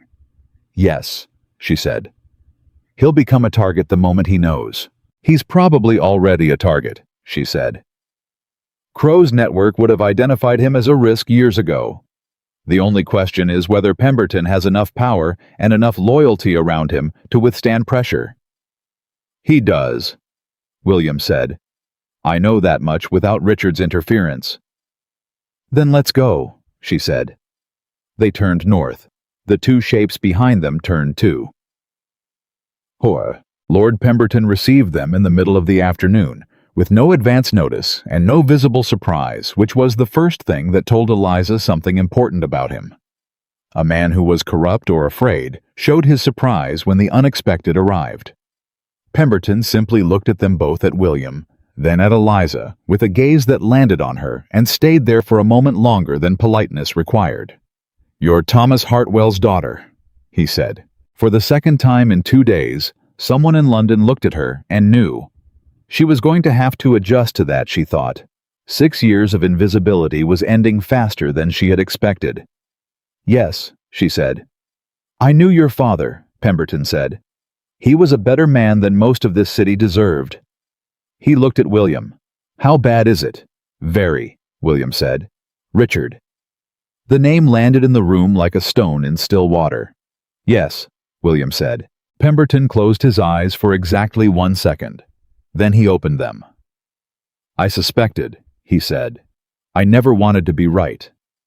"My father left your name," Eliza said. "On the back of his last document. He wrote, 'Tell him, that's why we're here.'" Pemberton looked at her for a long moment, and something moved in his face that she recognized, the particular movement of a person who has been waiting a long time for something and has almost stopped believing it was coming. "Thomas told me once," Pemberton said slowly, "that if something happened to him, the truth would survive. He said he was certain of it. I thought he was being brave.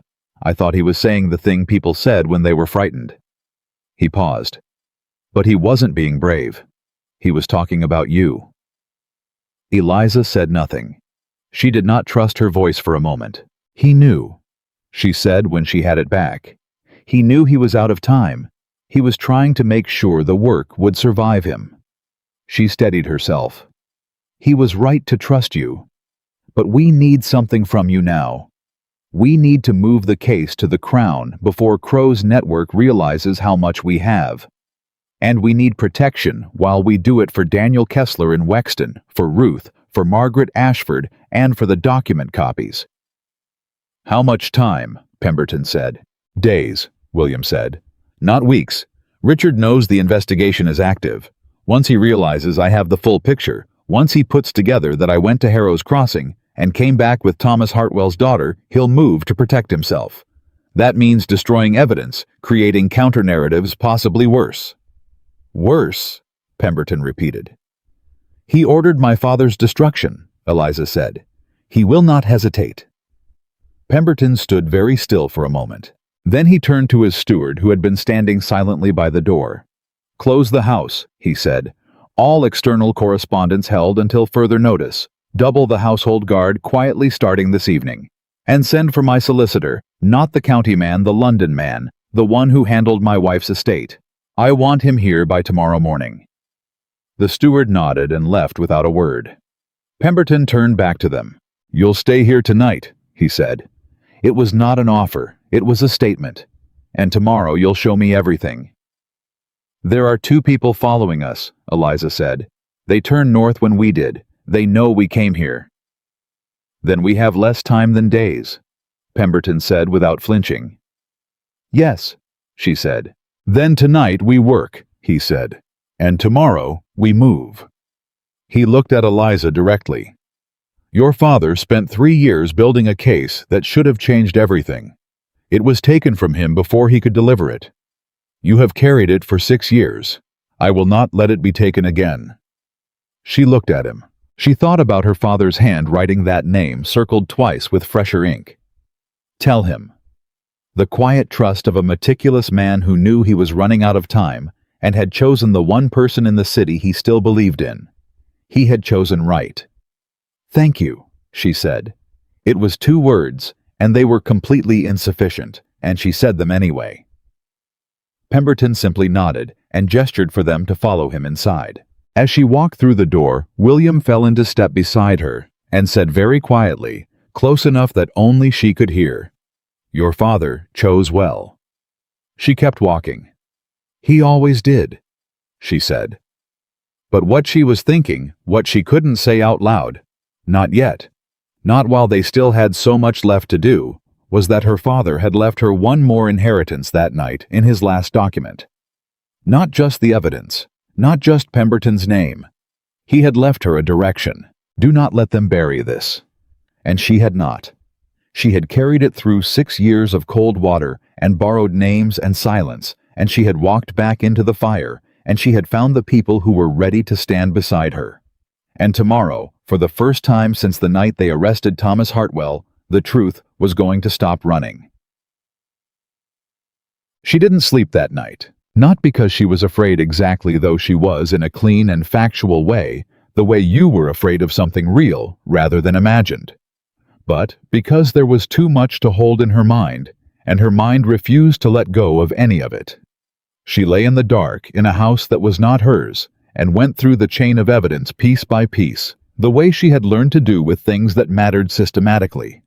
Finding the gaps, testing the logic, looking for the place where it could fail. She found one gap. One place where the chain was not as complete as it needed to be. The warehouse records from Millhaven. Daniel's notes documented the movements, but to prove in court what was inside those warehouses to demonstrate beyond argument that the grain being moved was stolen.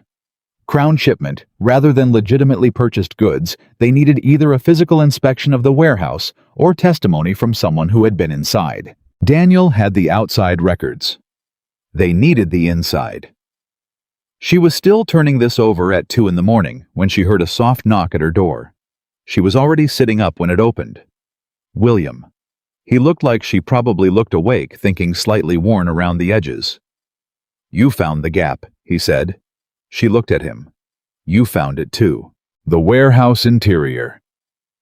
He came in and sat on the low chair near the window, keeping the distance of someone who was very aware of it. "We can't prove what's inside without access. We need someone who's been in there," she said. "Or we need to get inside ourselves. Getting inside is—" "I know what it is," she said. "But Daniel's records alone won't close the case. Crow's defense will claim the movements were legitimate, and the records are misread. We need a witness or physical evidence from inside." "There's a man," William said slowly. "One of the warehouse workers. I have his name from the village testimony I gathered. He left the freight company 8 months ago. Said almost nothing about why he left, but the village clerk told me he'd been drinking heavily since, and making odd comments about not being able to sleep." He paused. "The kind of comments a person makes when they know something they can't live with." "Where is he?" she said. "Millhaven itself," he said. "A man named George Acton, 40 years old. He has a sister in the village, that's how I found him." If he would testify, it would close the gap. She looked at him. "We need to talk to George Acton before we move on Crow. If we go to the Crown first, and the warehouse gap is exploited." "Crow walks," he said. "Yes." They looked at each other in the dark. "I'll go to Millhaven," she said. "Eliza, listen to me." She kept her voice low and steady. "You cannot go. You're recognizable now if Richard's people are moving, your face is known. Pemberton is too prominent. Margaret is needed in London to coordinate with the solicitor." She paused. "But a woman traveling to Millhaven to see a man about his sister, that's nothing. That's invisible. That's the kind of movement nobody watches." He was quiet. "I have been invisible for 6 years," she said. "I know how to do this." "I know you do," he said. And the way he said it, not reluctant, not managing her, but genuinely acknowledging it, landed differently than she expected. "I know you can. That's not why I don't want you to go." She waited. "I don't want you to go," he said, "because if something happens to you—" He stopped. The room was very still. He started again. "If something happens to you, I will not forgive myself. And I have enough things I can't forgive myself for lately." He said it plainly, without drama, the way he said all the real things. "I am asking you as plainly as I know how to let me find another way." She looked at him for a long moment. She thought about her father's phrase, double living. The body in one place and the mind somewhere else. She had been doing it for 6 years, existing in Harrow's Crossing, while her real self lived somewhere underground, protected, waiting. She was done with that. "There isn't another way," she said. "And you know that. You came in here at 2 a.m. because you know that, and you were hoping I'd find a different answer." She held his gaze. "I didn't find one. I looked." He was quiet. "Go with me to Millhaven," she said. Not as William Ashford, as the working man you spent 6 weeks learning to be. We go together, we find George Acton, we get his testimony, and then we come back and we end this." He looked at her. "Together," he said. "Together," she said. Something settled in his face. Not relief exactly, more like the resolution of something that had been held in tension.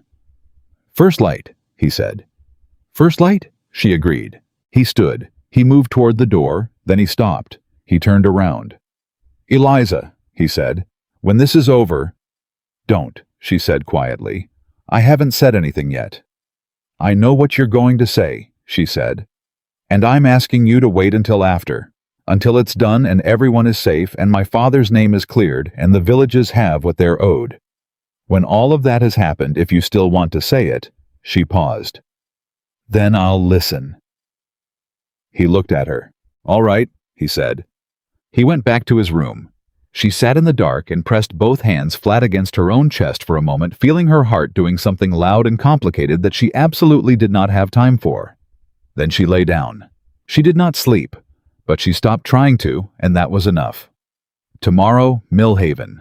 Tomorrow, George Acton.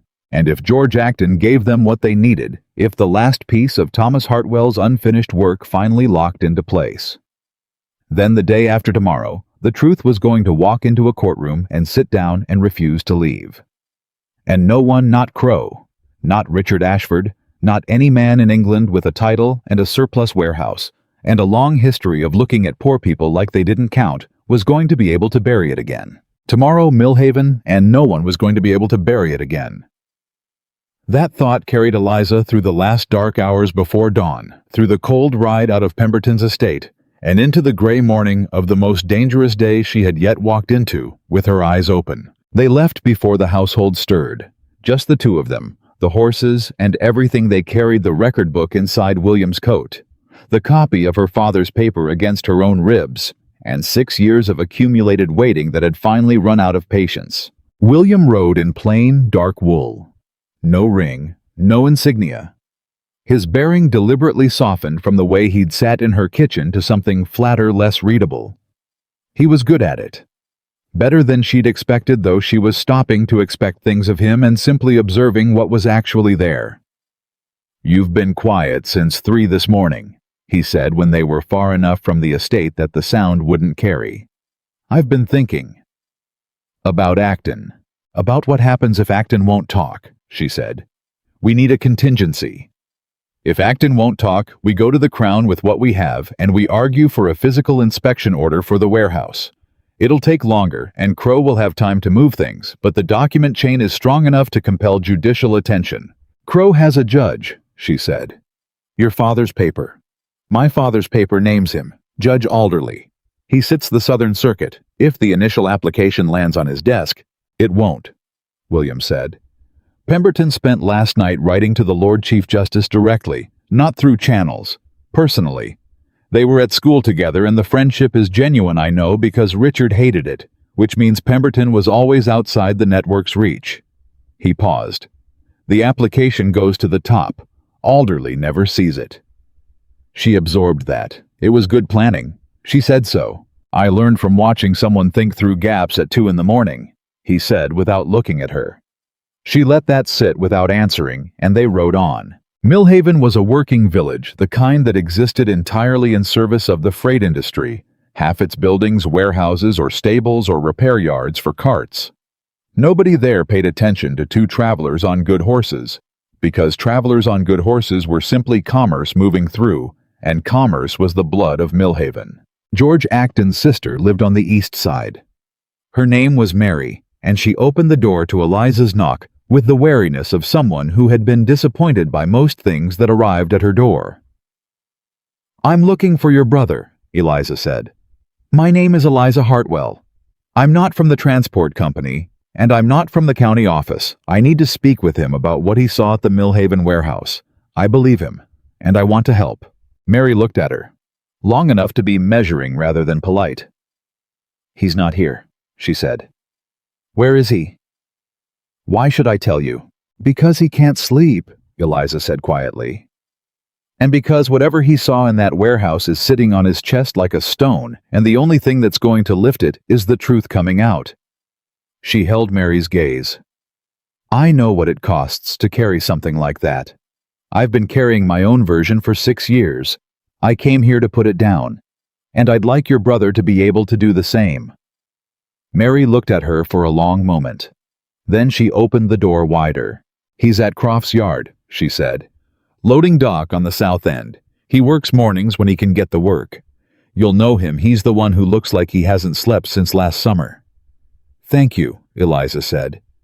If you're lying, Mary said without heat, simply as information, I'll find out. This is a small village. I'm not lying, Eliza said, but I understand why you needed to say that. She found George Acton exactly where Mary said he'd be heavy-set 40-something, with the particular look of a man who was working, not because the work gave him anything, but because standing still was worse. He was stacking crates, and he looked up when she approached, and the first thing he did before she said a single word was check over her shoulder to see who was behind her. She was alone. She had left William 2 streets back deliberately. George Acton, she said. Depends who's asking. My name is Eliza Hartwell. My father was Thomas Hartwell. He was a royal advisor who was arrested 6 years ago for a treason charge that was fabricated by the men running the Millhaven warehouse operation. Acton set down the crate he was holding. He looked at her with the eyes of a man who had just heard something he'd been waiting for and dreading in equal measure. You need to keep your voice down, he said. I know, she said. Can we speak somewhere private? He looked around the yard. Then he jerked his head toward a storage shed at the far end of the dock. She followed him. The moment the door was shut, the composure he'd been holding cracked, not completely but enough. He turned to face her, and his hands were not steady. I knew this day was coming, he said. I didn't know what form it'd take. What did you see? She said. Everything, he said.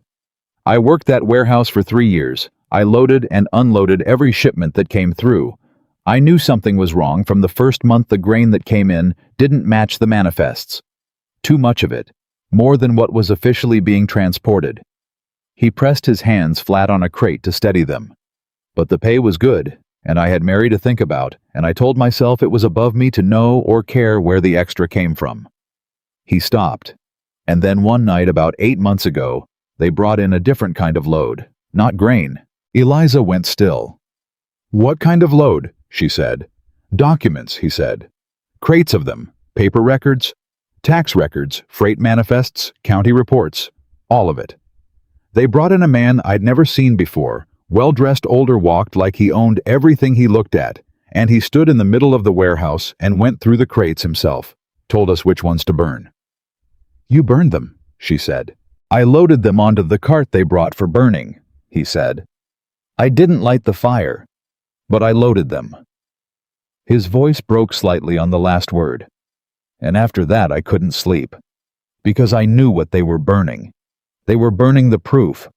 Whatever someone had gathered about the operation, they were destroying it before it could be used.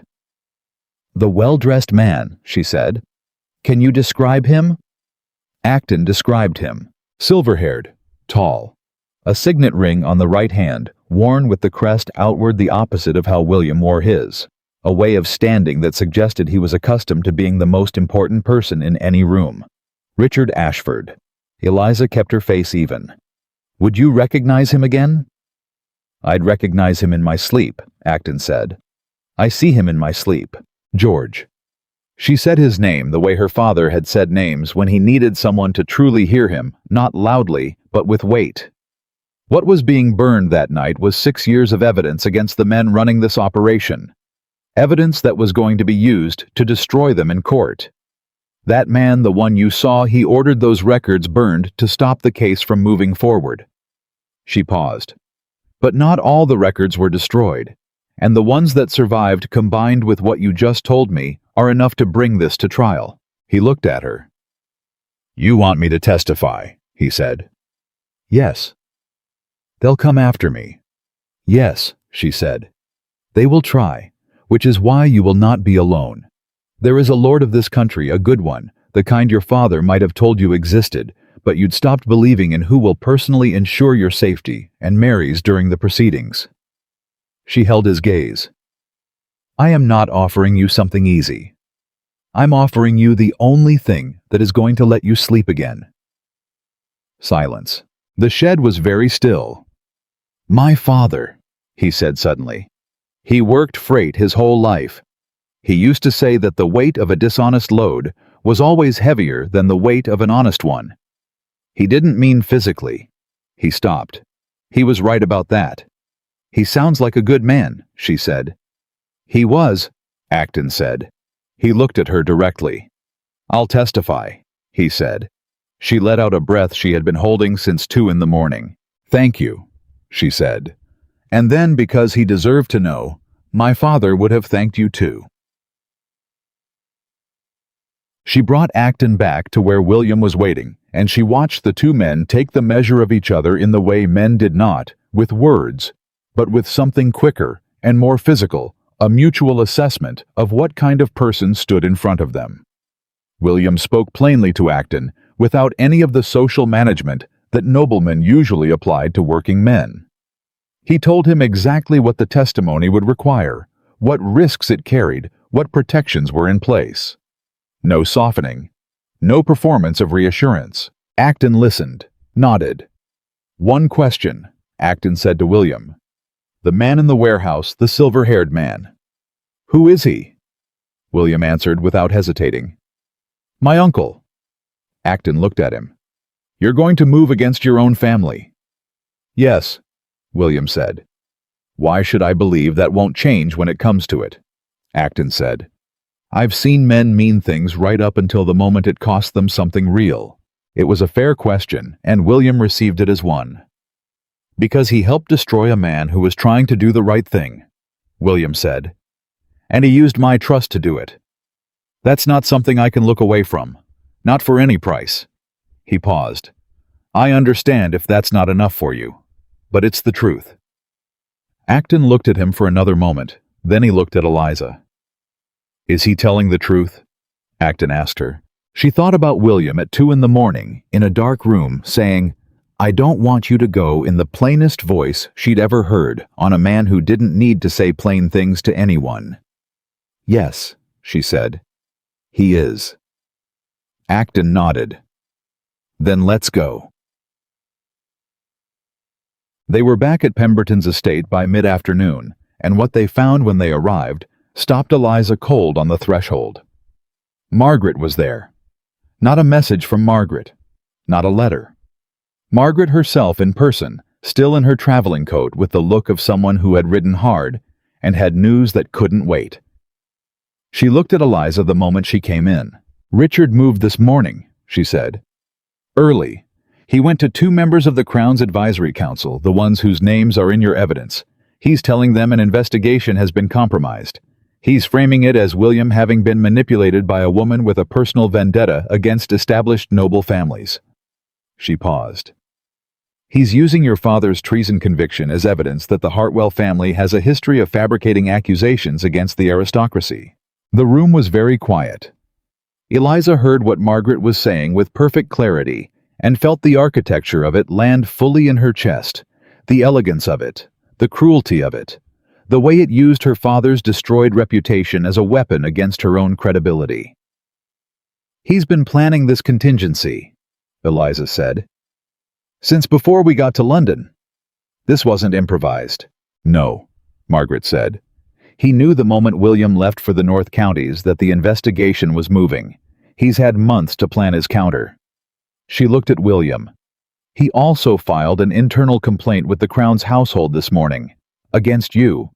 He's claiming that you've been operating outside authorized channels, that your investigation was never formally sanctioned, and that the evidence you've gathered was obtained through improper means.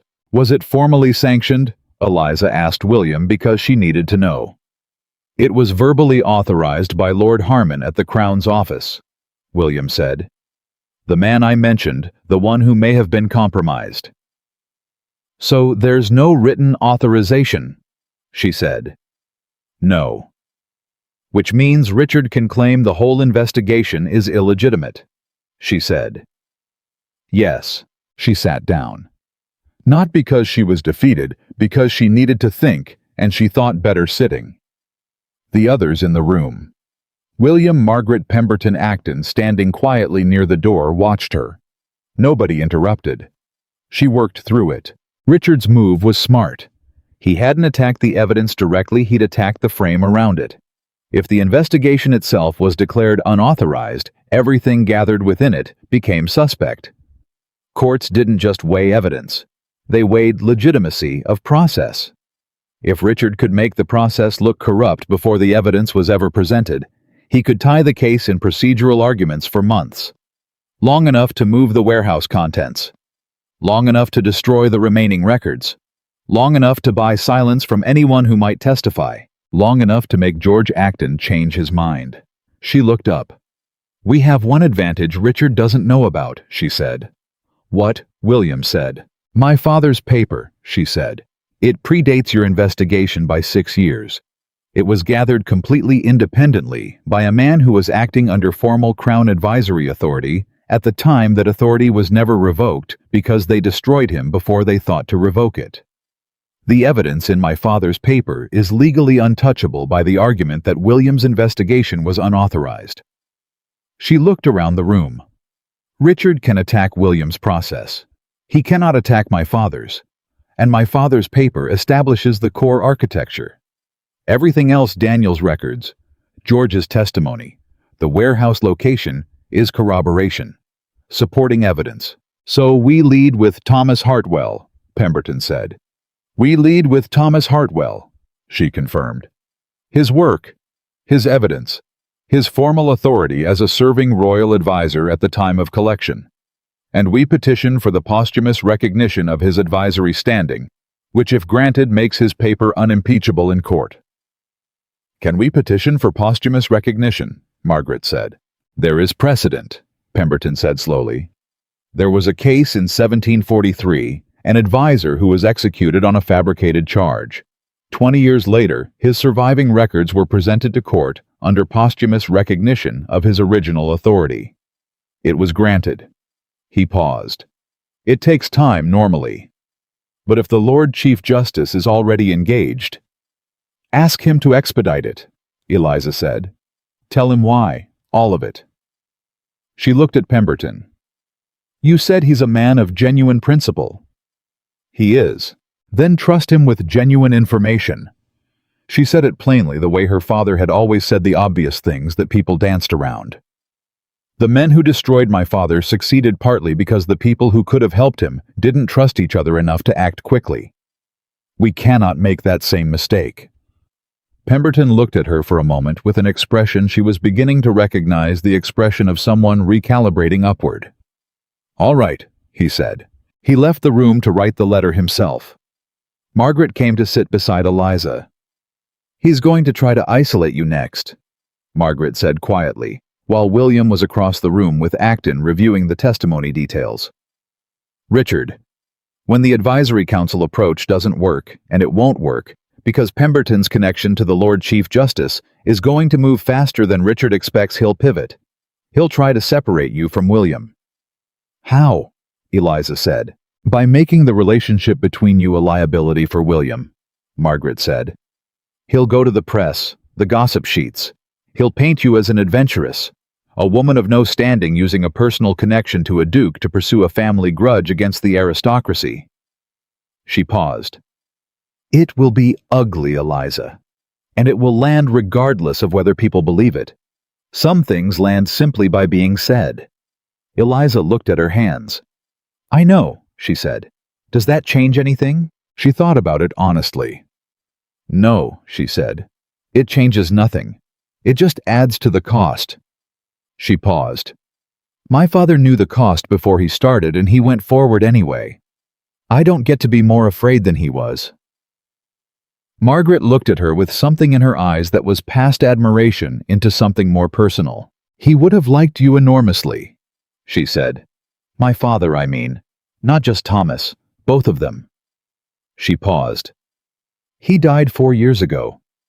He spent his last years worried about what William would do with the title, whether he'd use it or just wear it.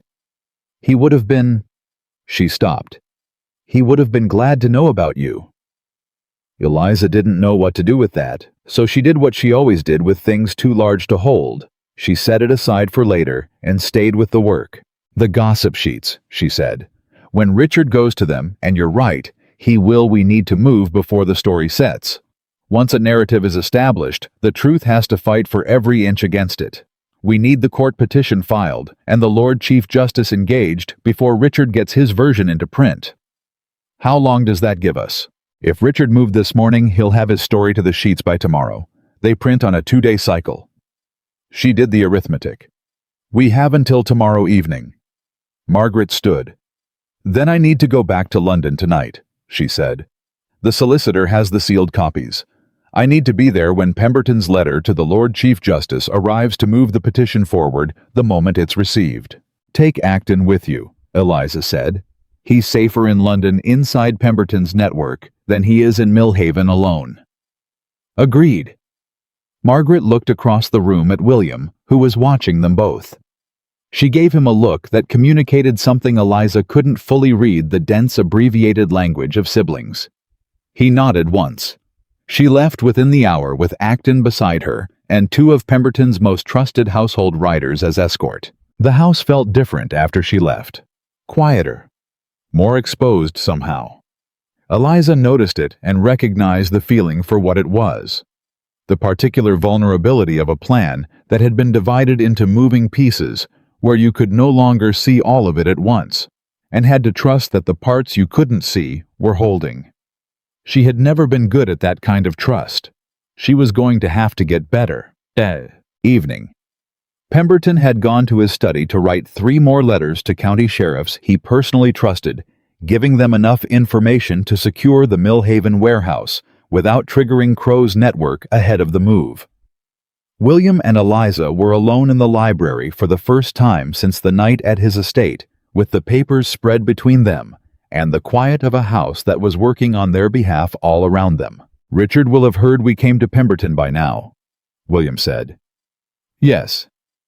He'll adjust his approach. Pemberton complicates the advisory council move. Pemberton's connection to the Lord Chief Justice is too strong to go through official channels against. He was thinking aloud, and she let him. He'll go lateral. Try to find a weak point in the chain. Daniel Kessler, she said. William looked at her. Ruth's husband, she said. He's the weakest point in terms of protection. He's in Wexton with 2 sealed envelopes and Ruth's nerve, which is considerable, but he doesn't have Pemberton's name actively shielding him yet. If Richard's people go to Wexton... I'll send a rider tonight, William said. He was already moving toward the door, then stopped, turned back. Eliza. She looked up. When this is over, he said. William, you told me to wait, he said. I am. I'm not saying it now. I want you to know that there is a when this is over as far as I'm concerned. I haven't been entirely certain these last days that you believe that. She looked at him. The honest answer was that she didn't know what she believed about what came after. She had spent so much of the last 6 years with after being a concept too dangerous to examine that she had never fully built it into her understanding of things. After was a country she had been expelled from the first time. She did not take her readmission for granted. Send the rider, she said, and then we'll talk about after. He went. She looked at the papers on the table. She looked at her father's handwriting. Do not let them bury this. I haven't, she said quietly to no one in the room. I haven't let them. She felt for a moment the strange and complicated sensation of doing the thing you promised someone you would do, even when they weren't alive to see it. It didn't feel triumphant. It felt like putting down something very heavy that you had been carrying for so long you'd stopped noticing the weight until the moment it left your hands. She straightened the papers. She was still sitting there when William came back 20 minutes later and said, The rider is gone. Pemberton's letters are on their way. He sat down across from her. What do we do now?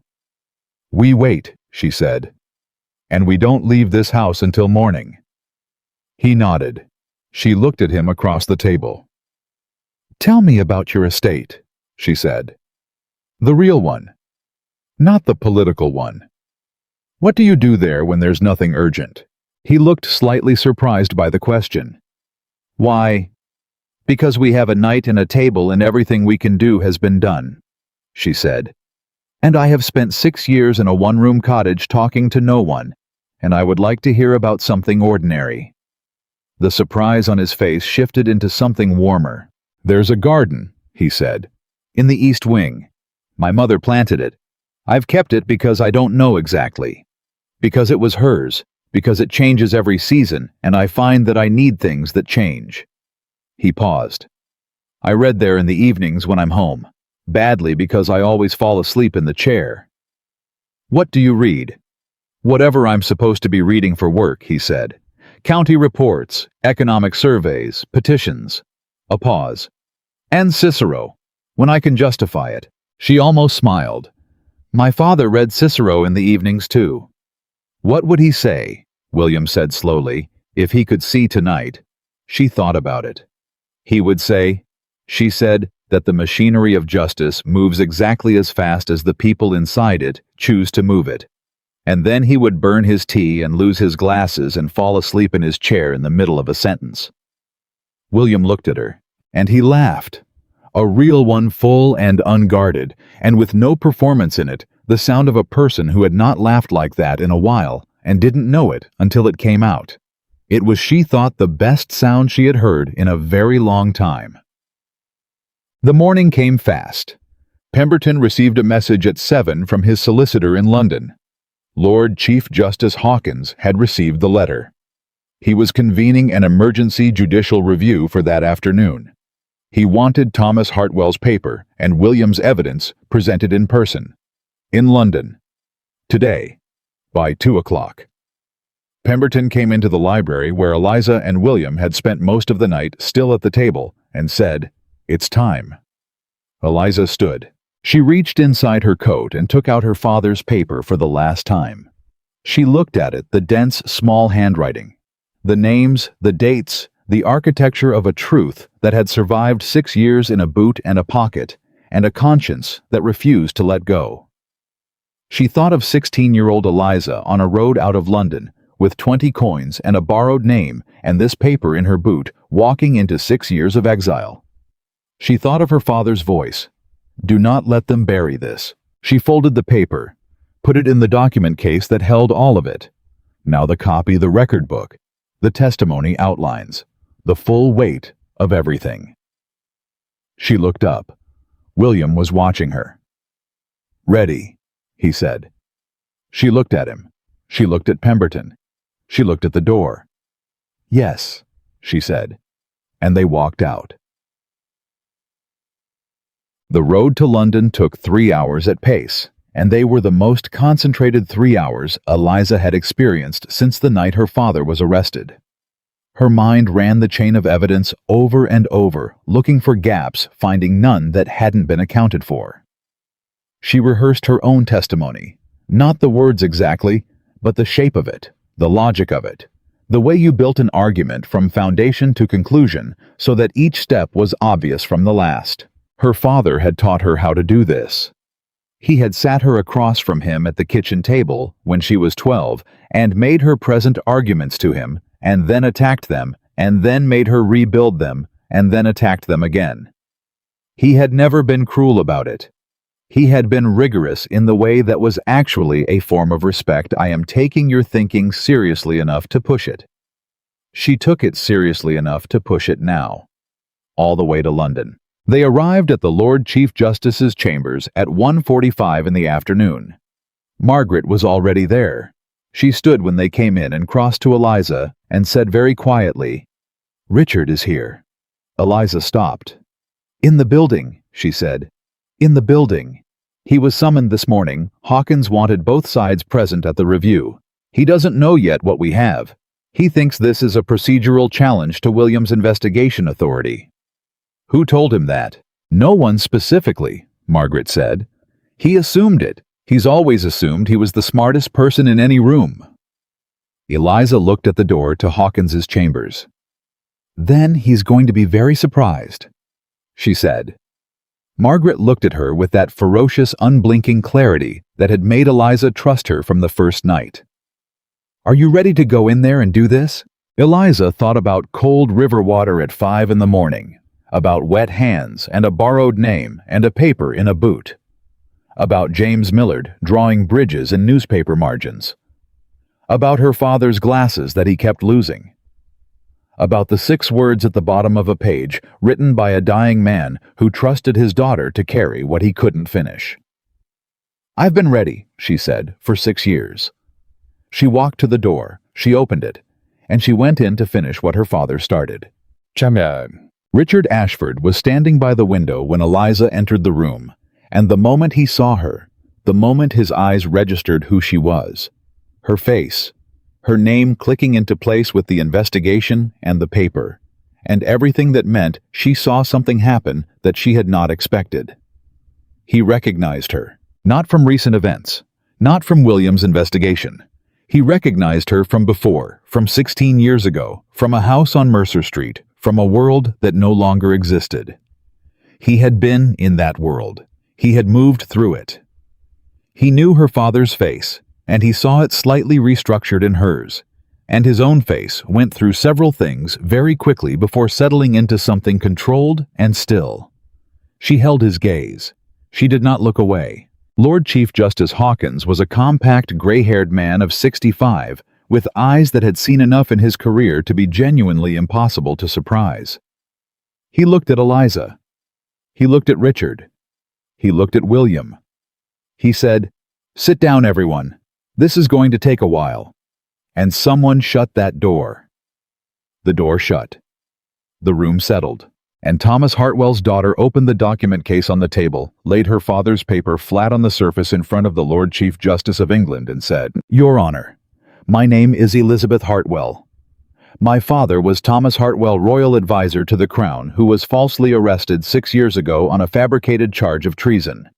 I have in front of you the evidence he was gathering at the time of his arrest.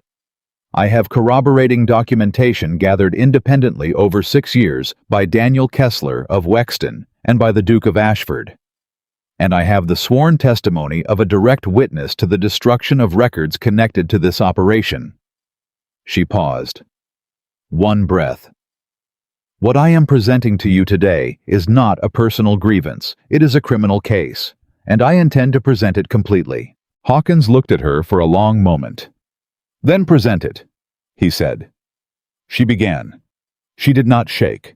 She did not rush.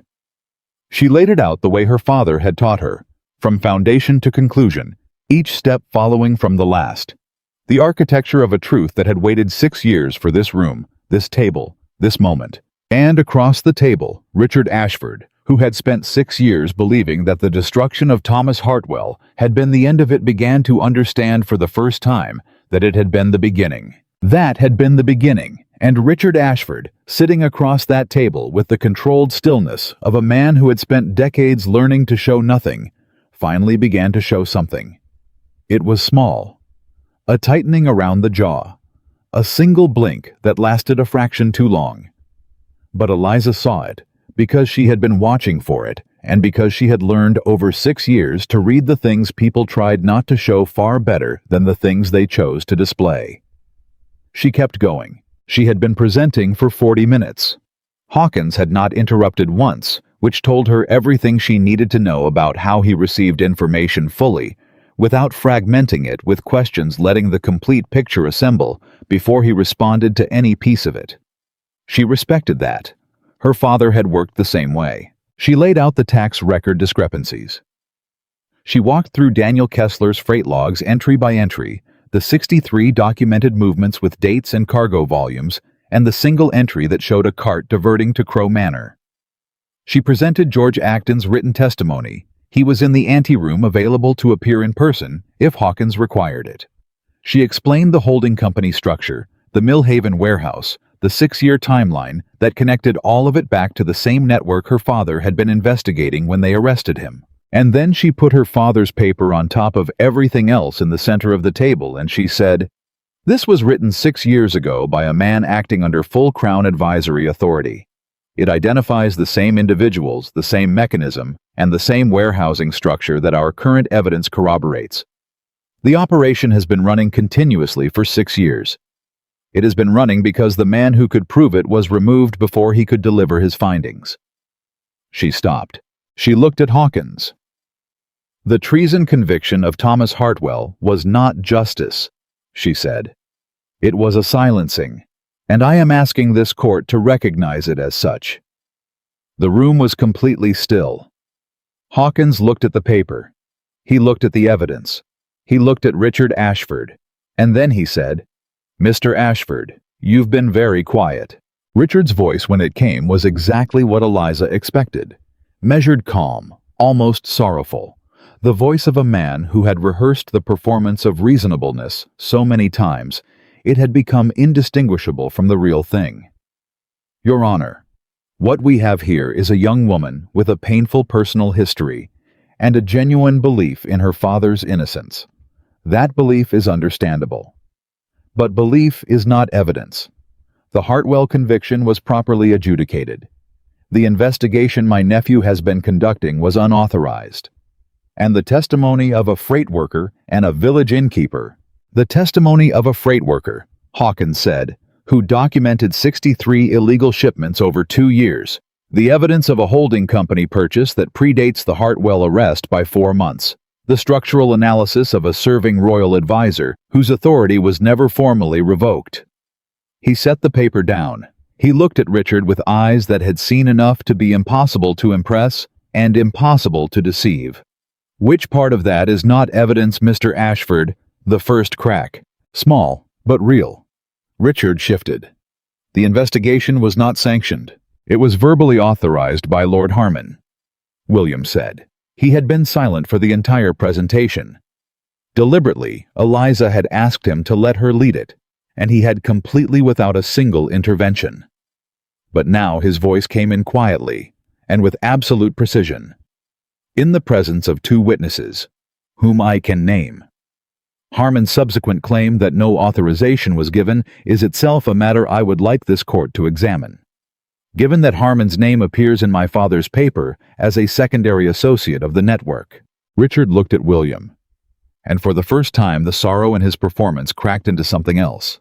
Something that was closer to the real Richard, the one who had burned Thomas Hartwell's records in a warehouse at midnight and slept soundly afterward. "You don't know what you're doing," he said. To William, not to the court. Directly to William in the voice of a man who had spent years shaping someone and was now watching that shaping come apart. "You are going to destroy our family, everything our name has stood for." "Our name stands for whatever we choose to do with it," William said. He said it without raising his voice and without any visible emotion, which was more devastating than anger would have been. "You taught me that.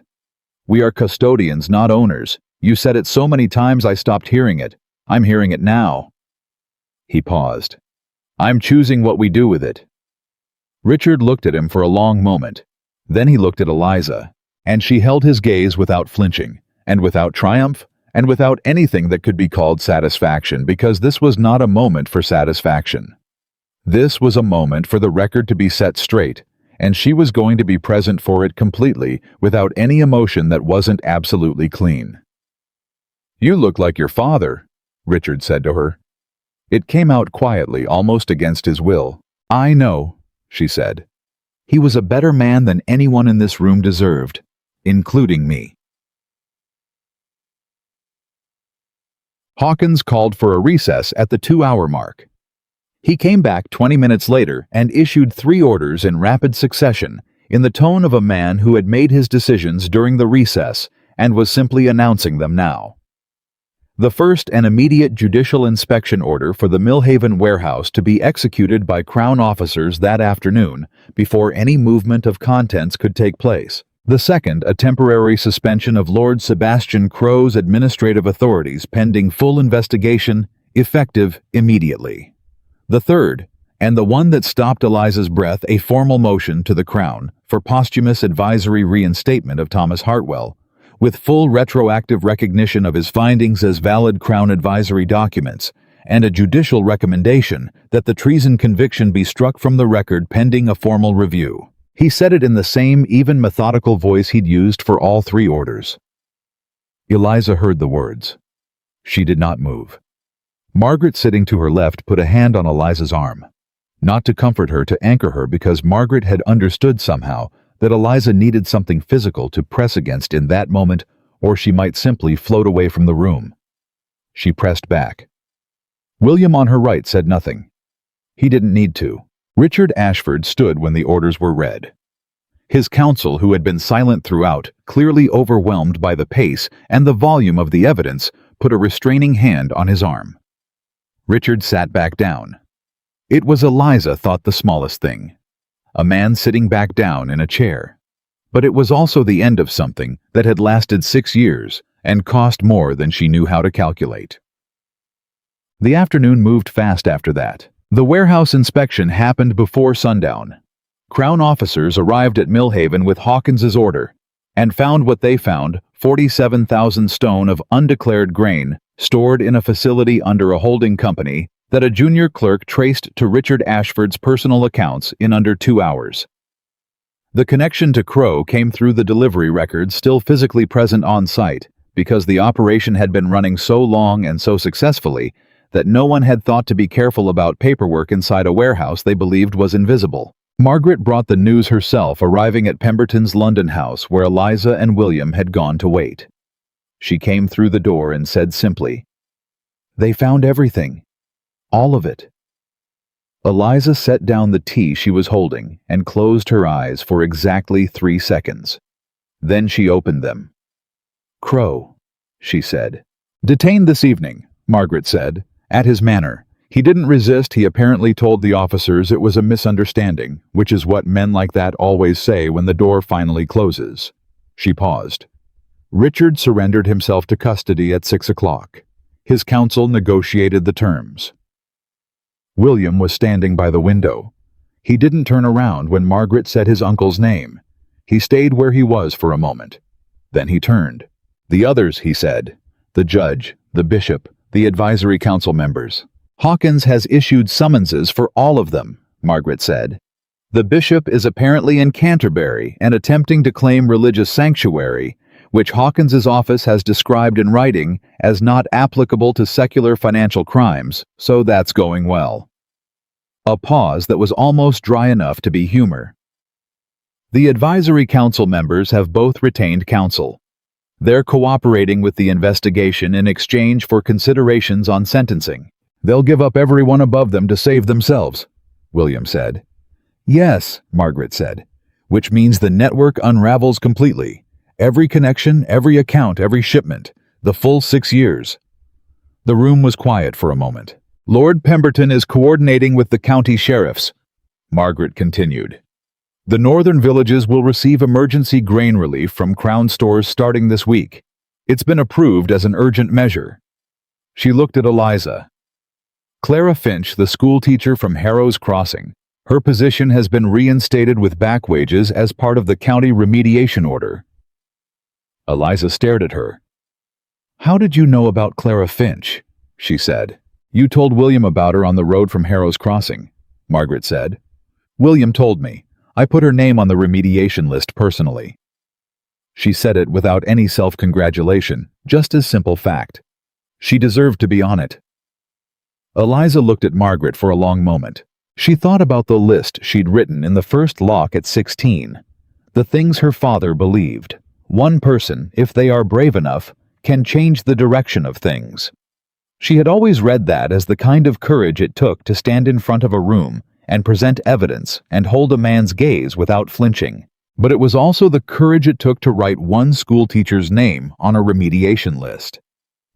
To notice the small specific harm in the middle of the large general one and refuse to look past it. Her father would have done exactly that. "Thank you," she said to Margaret. "Don't thank me," Margaret said. "I'm furious it needed doing in the first place."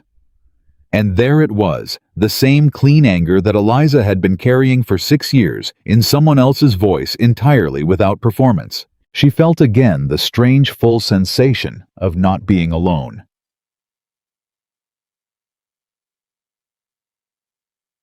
3 weeks later, the Lord Chief Justice issued a formal written finding. Eliza was alone when she read it. She had asked to be not because she didn't want William or Margaret there, but because some things needed to be received privately first. The way you opened a letter from someone you loved. The way you said certain things out loud only to yourself in an empty room before you were ready to share them. The finding was 12 pages. Dense legal language, the kind that took her father's training to navigate, and she navigated it carefully, paragraph by paragraph, the way he had taught her. It said what Hawkins had promised it would say. Thomas Hartwell's treason conviction was formally vacated. The finding stated explicitly that the conviction had been obtained through fabricated evidence presented by parties who were themselves engaged in criminal conduct, and that the original accusation represented a deliberate abuse of Crown judicial process for the purpose of suppressing legitimate advisory findings. It said his work was valid. It said his findings were to be formally entered into the Crown's historical advisory record under his name, with full acknowledgement of his standing and his service. It said he had done his job. Eliza sat with the 12 pages in her lap for a long time. She thought about a man who burned his tea every morning, and lost his glasses, and laughed at his own jokes before the punchline, and who had believed with complete and undefended sincerity that knowing a true thing meant you were obligated to say it regardless of what it cost. She thought about what it had cost him. She thought about 6 years of cold river water, and then, in the empty room with no one watching, she let herself cry. Not the frightened crying of the 16-year-old on the road out of London, and not the grief she'd pressed back down 100 times at the river's edge. This was something else. Something that only happened when the thing you had been holding up for years was finally held up by something else, and your arms could come down. She let her arms come down. She let herself cry for exactly as long as it needed to take. Then she wiped her face, straightened the 12 pages, and went to find William. He was in the garden his mother had planted, where he'd told her he went in the evenings when there was nothing urgent. He was sitting in the chair he'd mentioned, the one he fell asleep in, and he had a county report on his knee that he was clearly not reading. He looked up when she came through the door. He saw her face. He didn't ask if she was all right, which was exactly right because she was and she wasn't, and both things were true, and neither of them needed examination right now. "The finding came," she said. "I know," he said. "Hawkins's office sent a copy here as well." He paused. "I read it." She sat down in the second chair, the one that was clearly not usually occupied, that had the look of furniture that waited. "He said his name once," she said. "Out loud, before everything fell apart. He said I was listening from the stairs. I was always listening from the stairs. He said I am doing this because the truth has to go somewhere, or it disappears, and I refuse to be the person who lets it disappear. I didn't fully understand it at 16. She looked at the garden, her hands. "I understand it now." William was quiet. "He didn't let it disappear," he said finally. "Neither did you." She looked at him. "William," she said. "Yes." "You said you would wait until it was over," she said. "To say the thing you were going to say." He went still in a specific way, not surprised, but careful the way he was careful with things that mattered. "It's over," she said. He set the county report down.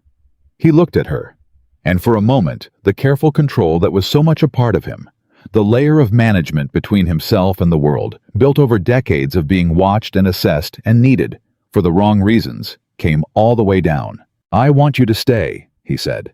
"Not as an advisor, not as a symbol of anything, not because of your father, or your name, or what you helped me accomplish." He said each negation firmly eliminating the misreadings one by one, the way a precise man eliminated ambiguity. "Because you are the only person I have met in my adult life who talked to me like a person when you had every reason to talk to me like a title. And because I am better at this." He gestured a small motion that included the garden, the house, the county report, the work, all of it. "When you are in the room." He paused. "And because I have been falling in love with you since you handed me my coat and said people remember and walked away before I could answer." She looked at him. 6 years ago, a 16-year-old girl had written a list in the front of a book. The last line of the list said, "One person, if they are brave enough, can change the direction of things." She had always read it as being about her father. She understood now that her father had written it for her. "I'm not going to be a duchess who sits beside you," she said. "I need you to understand that before anything else. I am going to continue the work, the schools, the villages, the remediation. I am going to do it in my own name on my own terms, because I have earned that, and I am not going to trade it for proximity to a title." "I know," he said. "You say that now, Eliza." He said her name with a patience that was not condescension, but something closer to recognition. "I watched you walk into the Lord Chief Justice's chambers and present a 6-year-old case with no preparation, no legal standing, and no guarantee of success, and I watched you make it hold. I am not under any illusion about who you are or what you need." He paused. "I'm not asking you to sit beside me. I'm asking you to let me stand beside you." She heard it. She heard the difference. She thought about her father's phrase, double living the body in one place and the mind somewhere else. She had been doing it for 6 years, existing in one life while carrying another one underneath it waiting. She was done with that. "All right," she said. He looked at her. "All right. All right?" she said again. And this time she let him hear everything that was underneath it, the 6 years, and the cold water, and the paper in her boot, and the list in the first lock, and every morning at the river that had been secretly a form of faith, a form of not yet, but someday a form of holding a door open for a future she had not been able to see, but had refused to completely stop believing in. He reached across the space between the chairs and took her hand. Her cracked river-worn washerwoman's hand. He held it without saying anything about it. That was the moment she knew.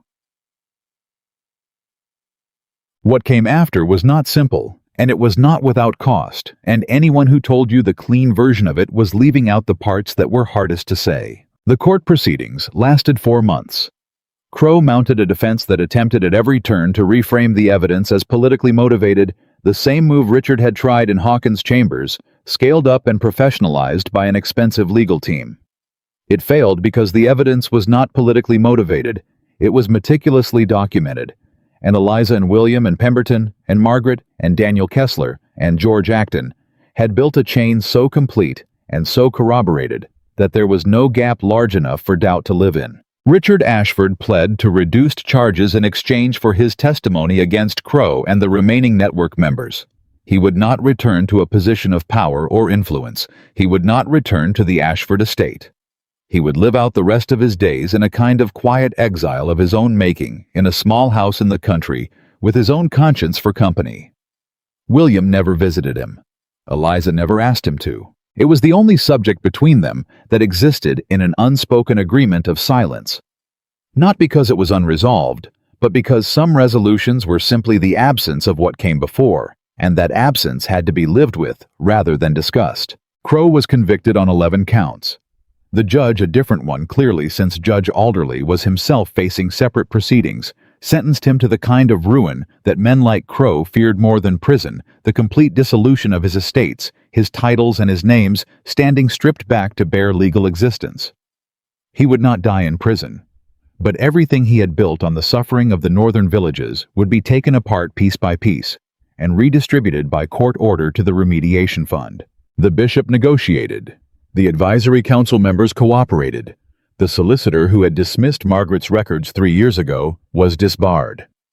Lord Harmon resigned his position before charges were filed and spent the rest of the proceedings quietly trying to become invisible, which Eliza found both predictable and faintly satisfying given how long invisibility had been her own primary tool. Clara Finch returned to her classroom in Harrow's Crossing. James Millard, 13. By the time the remediation funds reached, his family went back to school. He drew a bridge in the margin of his first returned assignment, as he always did. His teacher wrote excellent beside it. Daniel Kessler's freight company received its first Crown contract 6 months after the proceedings ended, a legitimate one properly documented with manifests and weight stamps, and a rate that reflected the actual cost of honest labor. Ruth made dinner, and Daniel ate 2 helpings, and then sat on the front step in the evening air, and looked at his hands for a while, the way a man did when something he had been carrying had finally been set down somewhere permanent. Agnes Thatcher back in Harrow's Crossing told everyone she had always known Eliza Hartwell was remarkable. This was not true, but it was harmless, and Eliza, when she heard about it, found that she didn't mind. They went back to the river once. It was late spring, almost a year after the morning Eliza had found William face down in the mud. The world had turned winter to spring cold, to warm 6 years of holding still, to 1 year of everything moving at once, and they went back to the river at Harrow's Crossing on a morning that was nothing like that first morning, bright and mild, where that one had been dark and freezing, but the same water, the same current, the same indifferent rush over the same stones. Eliza stood at the water's edge. She thought about the woman who had stood here every morning for 6 years, cracked hands and simple clothes and a borrowed name and a truth in her coat pocket that she had refused to bury no matter how heavy it became. She thought about what that woman had deserved and what she had instead carried. And she thought about the distance between those two things and the length of time it had taken to close it. William stood beside her. He looked at the water. "I keep thinking about what I was that morning," he said. "Before you found me. I was face down in the mud, bleeding with 2 men who wanted to stop me already behind me, and no idea how close I was to failing completely." He paused. "And then you came." "I came because someone was making the wrong sound at the wrong hour," she said. "That's not why," he said. She looked at him. "You came because you are the kind of person who comes," he said. "That's not a small thing, Eliza. In a world full of people who walk past and tell themselves it's not their problem, you are the kind of person who stops." He looked at her. "Your father was that kind of person. You are that kind of person. And I am—" He stopped. "I am a better version of whatever I was because of both of you." She looked at the river. She thought about her father's last 6 words. "Do not let them bury this." He had meant the evidence. He had meant the truth about the corruption. He had meant the work. But standing at the river in the late spring light, Eliza understood fully finally with the clarity that only came when enough time had passed to see the whole shape of a thing that he had meant more than that. He had meant her. Don't let them bury you. Don't let them reduce you to the story they want to tell about you. Don't let them take your name and your knowledge and your capacity for the world and press it down into something small and harmless and invisible. Stay. Do the work. Be the person who comes. She had done all of it. Not perfectly. Not without cost. Not in the way that made a clean and simple story. But she had done it in the messy and expensive and irreversible way that real things got done by one person showing up every morning at the river and refusing to stop believing that the truth had somewhere it was supposed to go. She reached over and took William's hand. He laced his fingers through hers. They stood at the water's edge in the spring light, and the river ran cold and indifferent and exactly the same as it always had, carrying everything downstream the way rivers did. The grief and the years, and the borrowed names, and the cracked hands, and the evidence in the coat pocket, and the 6 words at the bottom of the page, carrying all of it forward, always forward, toward the place where things finally became what they had always been meant to be. The washerwoman who saved a stranger became the woman who helped save a kingdom, and she did it in her own name. And no one, not Crow, not Richard, not a court, not 6 years of silence, not the weight of a world that had tried very hard to make her disappear, no one ever buried it.